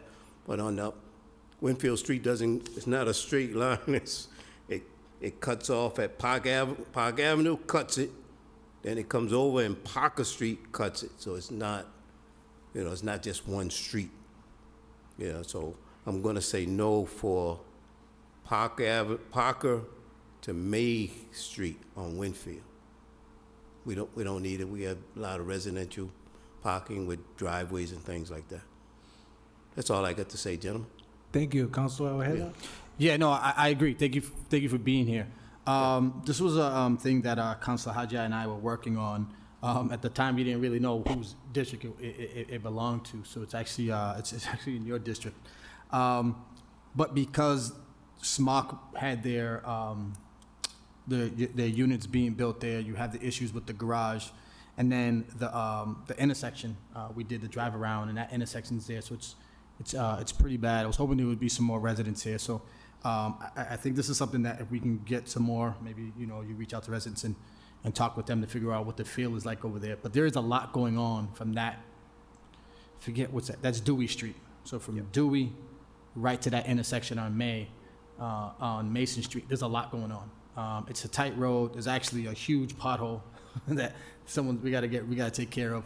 But there's a lot going on right there. And then leading up to that intersection, which we'll talk about in a few minutes as well. So I definitely agree with the gentleman, you know, he's all set, leave him alone. They're all set with that. But if we can definitely, I don't know, maybe that's something that we have to have a neighborhood meeting about. Well, you would have to have it, that's your district, so. They'll do more information on it. There's nobody online. Clerk, Mr. Clerk? Mr. Chair, not at this time. All right, then I'm gonna motion to hold the item and roll call. Councilors Balata, Yes. Ojeda, Yes. and Chairperson Councilor Rivera. Yes. We'll do more, look into it, okay? All right. All right, we got Brian Dutrembo requests increased speed enforcement on Mill Street. Refer to the commissioner. Yeah, Mr. Chair, so Mill Street is under the citywide 25 mile per hour statutory speed limit. There was a safety zone recently approved and implemented by the Mill Swan School that is 20 miles per hour. In terms of speed enforcement, I don't know if we have Sergeant Foley or anyone from PD on the line tonight. Through the chair to the commissioner, it does not appear anyone else is online at this time. So I do know that they're a little bit short-staffed right now. So, you know, I guess my recommendation would be this committee could certainly request that WPD look into additional speed enforcement. We do work with PD to track the speeds on the street. They have come down quite a bit. You know, under the present configuration as well as with the statutory speed limit, the average speed has come down about 5 miles per hour in what we call the 85th percentile speed. That's the speed at which 15% of the drivers are going faster. And that's kind of your upper bound. And that kind of shows you who your speeders are. They're still going about 37 miles per hour, so faster than you want to see on any city street like that. So I think some additional enforcement, if they're able to provide it, would be helpful. That's certainly an order that the committee could consider. Yes. All right, then, first I'm gonna do a motion to file roll call. Councilors Balata, Yes. Ojeda, Yes. and Chairperson Councilor Rivera. Yes, and then I'm gonna do a chair's order to request the Worcester Police Department to do additional enforcement. Thank you, Mr. Chair. That's all set. Okay, go to number 10, stop sign petitions. Brian Dutrembo, installation of a stop sign in Brussels Street at its intersection with Crompton Street. Refer to the commissioner. Yeah, thank you, Mr. Chair. I'm just wondering if there's anyone online for this item? Through the chair to the commissioner, it doesn't appear anyone else is online for any items. Okay, so we did receive a correspondence from Fletcher Tilton Law Firm just with some questions about this petition. They are seeking clarification as to which approach to the intersection the stop sign would be facing, would be controlling, as well as where the physical location of the stop sign would be. And the reason for that is because Brussels Street is a private street, so it's not in the public right-of-way. The intent here is to have a stop sign facing Brussels Street. So the street opposite of it, Chelsea Street, already has a stop sign. So this would make it more of a normal configuration where the side streets both stop and then the through street is not controlled. It'll help clarify as traffic is exiting kind of that development area down there. The Brussels Street feeds, as they're exiting, they sort of come out at an awkward angle, and it's difficult to see the oncoming traffic, so a stop sign will help address the safety at that location. So we are recommending placement of a new stop sign facing traffic on Brussels Street, and we do have enough room in the public right-of-way to place that stop sign in the right-of-way facing the private street. So we are recommending approval in this case. I see nobody in the audience. Any of my colleagues want to speak on this matter? Yes, thank you, Mr. Chairman. Man, everything's in District 4. On this intersection, another really interesting intersection, is there any other conversations about this intersection? Stop sign to me is great. Obviously, with the closing of Rotman's, I know the traffic is probably slowed down over there, but Brussels is actually pretty, how should I say, it's an area where a lot of cars are going through, a lot of businesses towards the back there, very nice coffee shop back there. But this intersection is very interesting where you have, was it three streets at least? all meeting at 1. I see there's no crosswalks, but is there any idea of, or any conversations of, how do we make these travels a little easier, even if there's lines or anything like that? I know with the stop sign, there'll be a stop bar, but anything else that you guys have been looking at when it Yeah, comes to this intersection? Through the chair, it's a little bit difficult since Brussels Street is a private street, so we don't have the ability to change anything on Brussels Street itself. If it were up to us, I think we'd probably want to put just a little stretch of double yellow line there to just right at the intersection to sort of show folks which side of the street to remain on. We will be able to paint a stop bar because we can fit that just right in the right of way there. We could take a look at Crompton Street to see if there's any additional lane markings that may make sense there. Haven't done that, at this point, we've just really done the analysis for the stop sign and do believe it's warranted for that one approach. But happy to look at that further. Yeah, that'd be good. Coming off of Southwood Street onto Crompton Street, I think just looking at it without any lanes, I think adding the lanes again beautifies the street, allows people to know from what side to the other, and then especially with 2 feet of snow now, I can just imagine how those lanes are tight there. But again, it helps the snow truck drivers, the snowplow drivers, and things like that. And again, more people moving into the neighborhood, they have a better understanding of the flow of traffic for safety purposes. So thank you. Okay, motion to approve, roll call. Councilors Balata, Yes. Ojeda, and Chairperson Councilor Rivera. Yes. Move on, 10B, Mallory Shelley requests installation of 4-way stop signage at the intersection of Merrick Street and Larch Street. Refer to the Commissioner. Thank you, Mr. Chair. So this is presently a 2-way stop. The petitioner is requesting that it be made an all-way stop. When we do look at all-way stops, there's very specific criteria that we have to follow that's specified in the Manual of Uniform Traffic Control Devices, which is a federal guidance document. So we've conducted that analysis, and basically it looks at the amount of traffic that the intersection accommodates, the crash history at the intersection, sight distance at the intersection, thinking about if there's any unusual maneuvers, like sometimes if there's a lot of left turning traffic, an all-way stop can be justified to address that. And in this case, none of those conditions are met. So there's not a basis for approving an all-way stop control here. So we are recommending that this item be filed. We can certainly work with the district council on whether there's some traffic calming that might be appropriate on those streets, but it doesn't meet the warrant for an all-way stop controlled intersection. I see nobody in the audience here. Is there anybody online? Not at this time, Mr. Chair. Any of my colleagues want to speak on this matter? Sure, just real quick. So not an all-way stop, but and again, that was a street that we drove down, and maybe sorry, I was taking a note down. Did you mention potential stop sign? So one direction? Through the chair, there are stop signs in 2 directions today, so those will remain. But the cross street doesn't meet the warrants to place stop signs on them. Yep, I'll take your word for it. Thank you. Yeah. All right, since it doesn't meet the requirements, motion to file, roll call.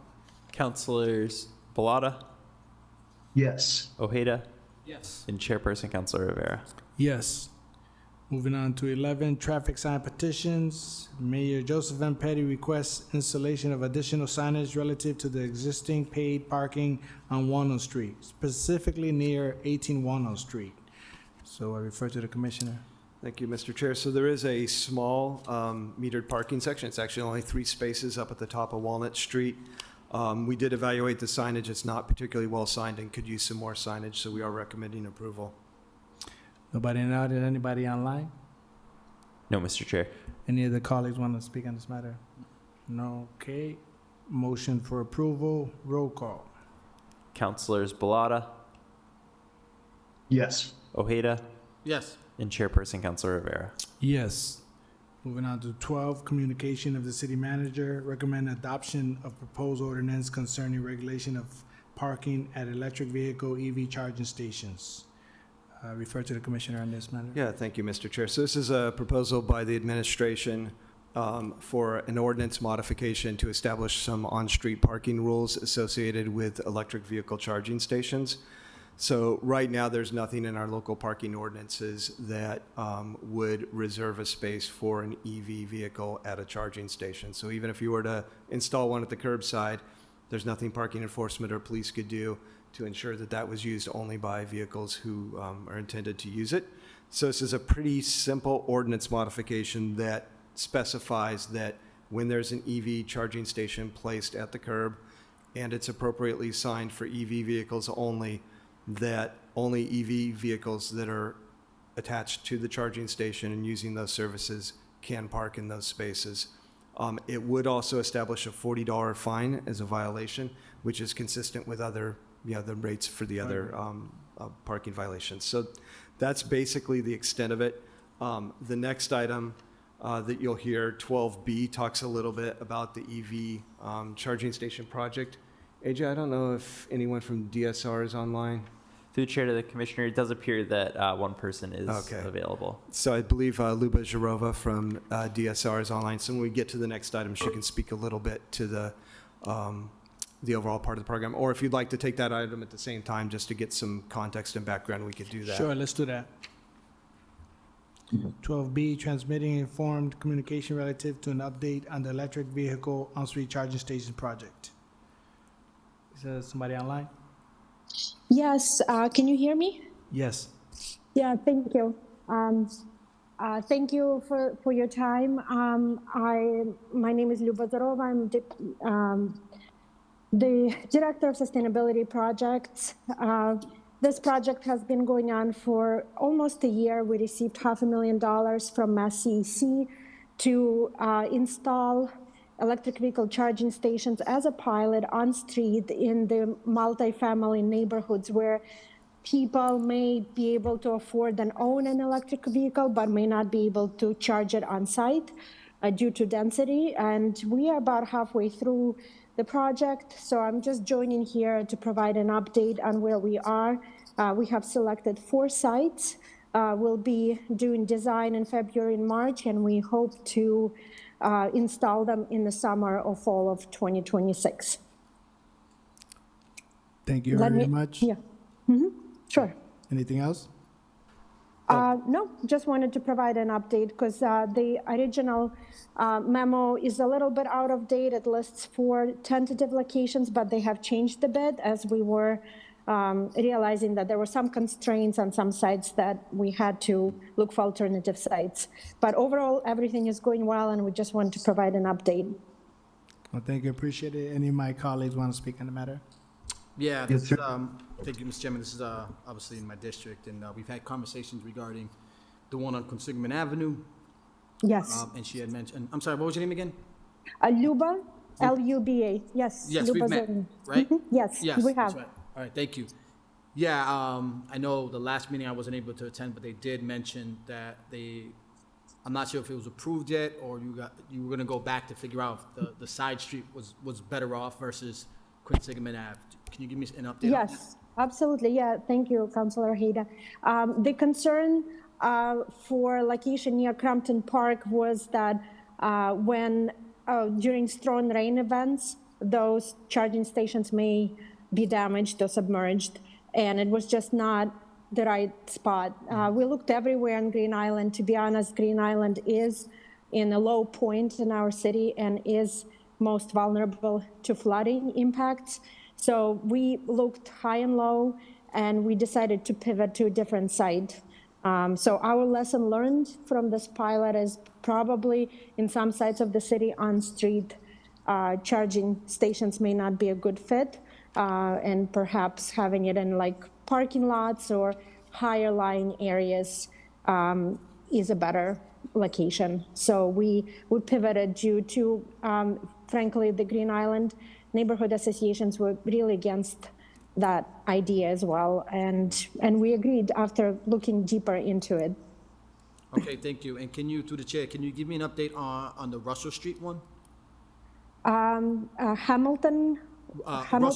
Russell Street near Allen Park. I just want to know if yes. residents were informed, if you was able to speak with anyone over there.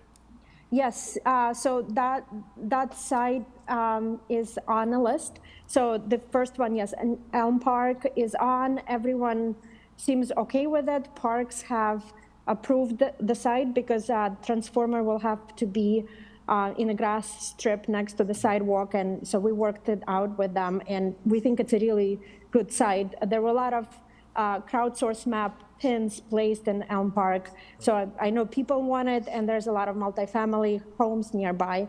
The second site is Vernon Hill Park, and it's being reviewed by Parks, but it seems to be the site that doesn't really have any obstacles. We pivoted to Betty Price Park instead of Hamilton Street. There were concerns on Hamilton Street. And the fourth site that we are looking into right now is on Oberlin Street, and it's next to Claremont School. So it could also benefit school community or teachers who want to charge for a few hours. Sorry, to the chair, Oberlin Street seems interesting because that's a really tight street, especially in the wintertime. I was just there the past couple of days. I actually shoveled someone out after council last night. She was stuck on Oberlin Street, so I'd be really interested to know where there on Oberlin Street is because parking is very limited. And then if you can, and probably the commissioner or yourself can let me know through the chair, when it says parking only, is that going to be a time frame? Are people allowed to park there, and then by a certain time they have to move? So when people come home or whoever's using that space. That is a good question. We would like these chargers to be available for charging as many hours of the day as possible, but we will have to target each neighborhood depending on its needs. So if it seems that overnight parking is tight, we can open it up. We've been using ChargePoint brand, which has a lot of flexibility in us being able to set and change settings on when the charges are available, how much we are charging people for charging electricity, and also penalties for overstaying. So that's a very flexible tool at our disposal. So we don't need to change an ordinance necessarily every time, but we haven't really talked through all these details because we were really focused on finding the sites and designing and installing them. Operationally, we have the flexibility to change settings later on. Through the chair, if I could just add a little bit to that. Certainly one of the things we want to do is have these spaces be used as well as they can be. So you don't want someone just sort of sitting their car, parking their car at the EV charging station just because they're an EV and having to be their personal parking space and sitting there all day and no one else gets to charge it. So the way the ordinance is written is that they have to be connected and actively charging to the EV spot or the EV meter in order to be legally parked there. Now it gets a little bit difficult in terms of at some point they're going to have their full charge and they can still be plugged in, and how do you determine that? So we're going to have to, with enforcement, we're going to have to work through how that works. We don't want to be, we don't want to be too draconian about it, but at the same time you want to make sure someone's not just parking their car there every day because it's convenient. You want them to actually use the infrastructure. Thank you. And- And can you just, through the chair, can you provide me information on, like I said, I've worked on Oberlin at Claremont for many, many years. I just want to get a better understanding why Oberlin, of all streets, was suggested. I mean, if you look here alone, this is with no snow. And then when there is snow, that two-way street becomes a one-way street really fast. And cars, the other night, I counted 20 cars parked on this street. Obviously, you're supposed to park on one side. The school has issues in the wintertime and throughout the day. It's total gridlock in the morning. And I think that will take away parking spaces. There is a EV parking, it's about 2-3 blocks away on Hawthorne Street. And it was, I think it was with Clark University. But, I mean, don't get me wrong, I like the idea. I just think it's going to cause more of an issue than supporting something like this. Maybe somewhere on Woodland Street might be better in that area because it's you have the Clark neighborhood, so there's going to be many times where the students aren't on campus, and there might be spots for that parking there. if that's the area of the neighborhood you want to use. But I know Oberlin Street is going to be really tough. I don't think the residents would want that there, because there's just so much going on. That's all I have. Thank you.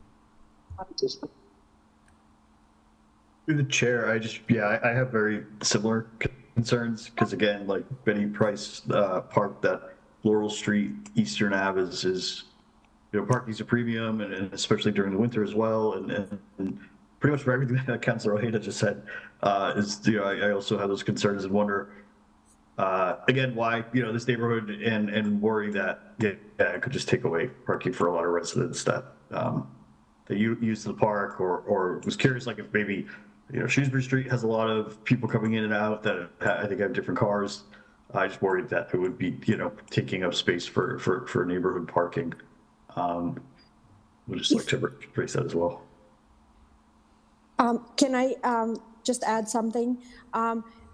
In terms of the exact location, I know that our memo is a little bit out of date, and we are happy to provide updated plans, but the exact location is at the intersection of Woodland Street and Oberlin Street, at that right next to the parking lot used by the school.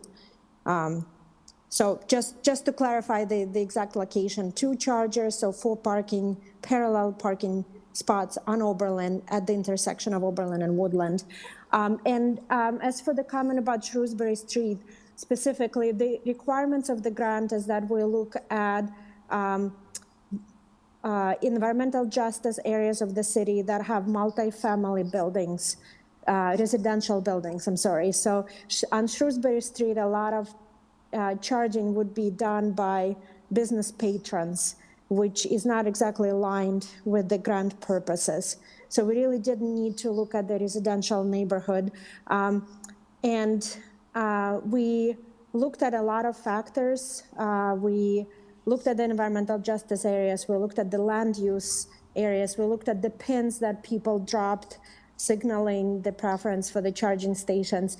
We looked at the availability of the utilities also. And it's not really an easy exercise, to be frank. We looked at a bunch of sites that we had to dismiss, and this site seemed to check off all the boxes. We are talking to the Worcester Public Schools currently about permissions to use the land, and it's been done by Abby Shute, who's our Senior Energy Services Manager, and we're happy to provide an update on that specific site. Thank you. So through the chair, just to mention, this picture was in 2023. There's actually no parking allowed, if I'm right, at that intersection.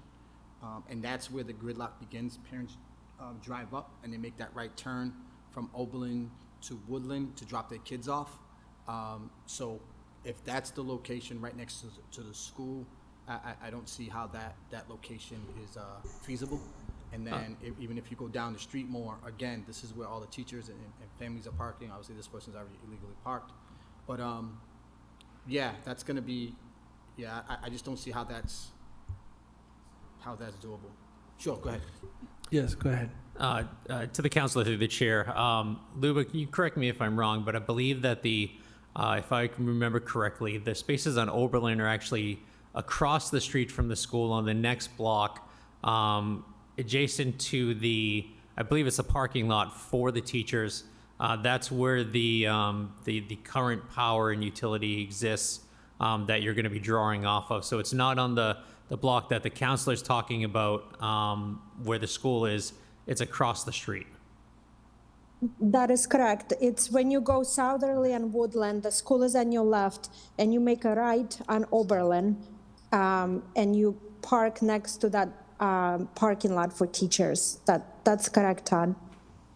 Yeah, correct. And that's what I mentioned. Even going across the street, it's going to be tough. There's already a ton of residents that park there. That street is tough. And then in the wintertime, that becomes literally a one-way street. So, and I get it, the box is there, but again, I don't think that's an ideal space, just because of the volume of cars that are coming through there and the amount of people that park there. and this is during the day, so this picture alone shows what really goes on throughout the day. And I'm not sure if there's parking on both sides of the street. Is that allowed to the chair, to the commissioner? Through the chair, it does appear that it's allowed on both sides of the street. It is fairly narrow to allow that, but I can check the ordinance real quick just to make sure as well. Okay, thank you. Yeah, and that's what I'm saying. So when it comes down to parking there, there's going to be a lot more issues. I'm afraid, you know, cars will get clipped. There's, like I said, there's total gridlock in the morning and then in the afternoon as well. That's something I'm working with, and we've had that conversation through the chair to the commissioner regarding how can we make this one way in the morning and in the afternoon. I've been working with the principal on this as well. So, like I said, this is definitely going to be a tough area. I would prefer probably more on Woodland Street. I know there's personal properties, people, you know, private property and Clark and stuff like that. But I think just in that intersection alone, that's going to be tough to have cars just sit there charging for however long. For clarification purposes, I just want to, the communication of the city managers, 12A is to recommend an adoption of proposed ordinance concerning regulation of parking at electric vehicle charging stations, not necessarily where they're going to be at. I think that's going to be later on. You know, this is more just an ordinance for the electric vehicle parking only. Mr. Chair, that's correct. So this is a blanket ordinance that allows the city to basically establish these.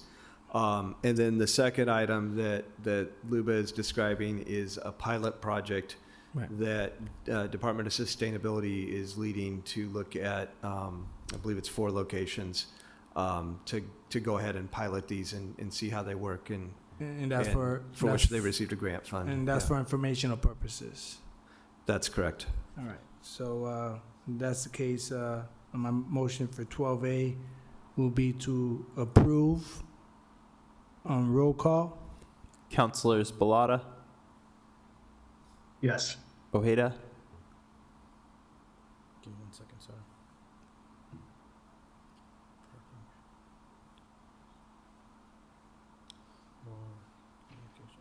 I think I would maybe add an amendment to that of, like, how do they share this information with the counselors?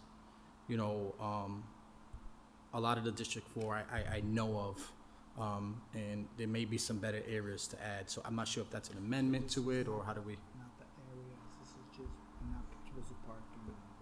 Right, but- And then you guys figure out the areas afterwards, you know what I'm saying? Yeah, I just wanted to make sure that they share that information with us. That goes along with the ordinance. So through the chair, an option would be that on item B, you could request a chair's order that the information on the current information on the proposed pilot locations is provided to whatever council or Okay, neighborhood yeah. groups or whatever it is that you'd like to see. Sure. So 12A. 12A, Yeah. yes. And Chairperson Councilor Rivera. yes. And then I'm gonna go to 12B, which I'll make the chair's order on that as well. So I'm gonna file roll call. Councilors Balata, Yes.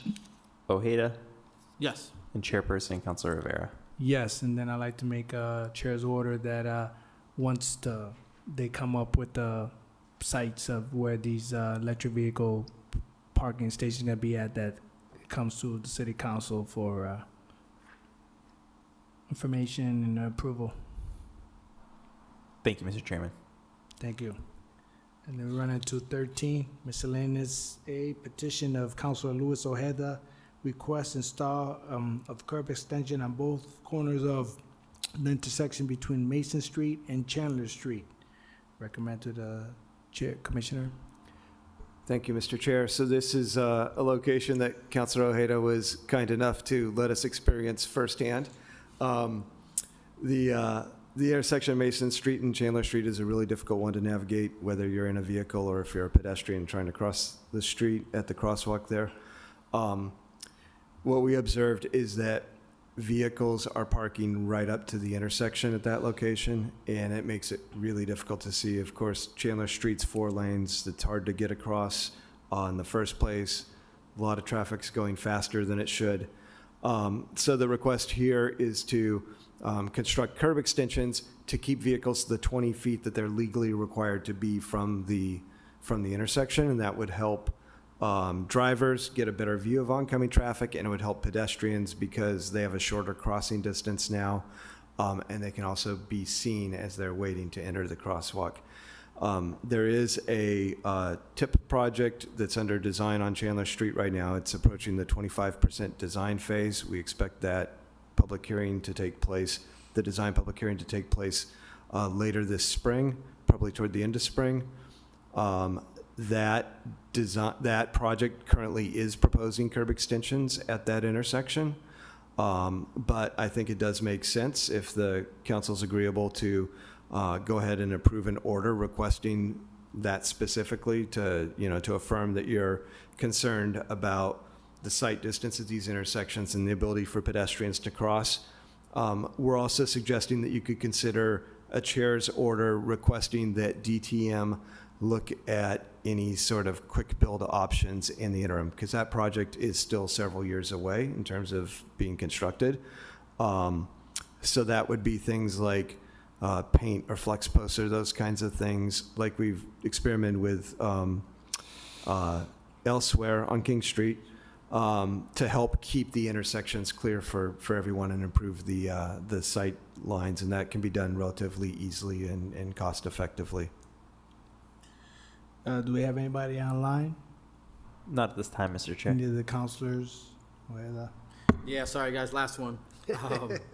Yeah, the cars are just parking there unbelievably. It's just on the crosswalk, on Chandler Street, on Mason Street, and now the auto body's parking on the empty lot.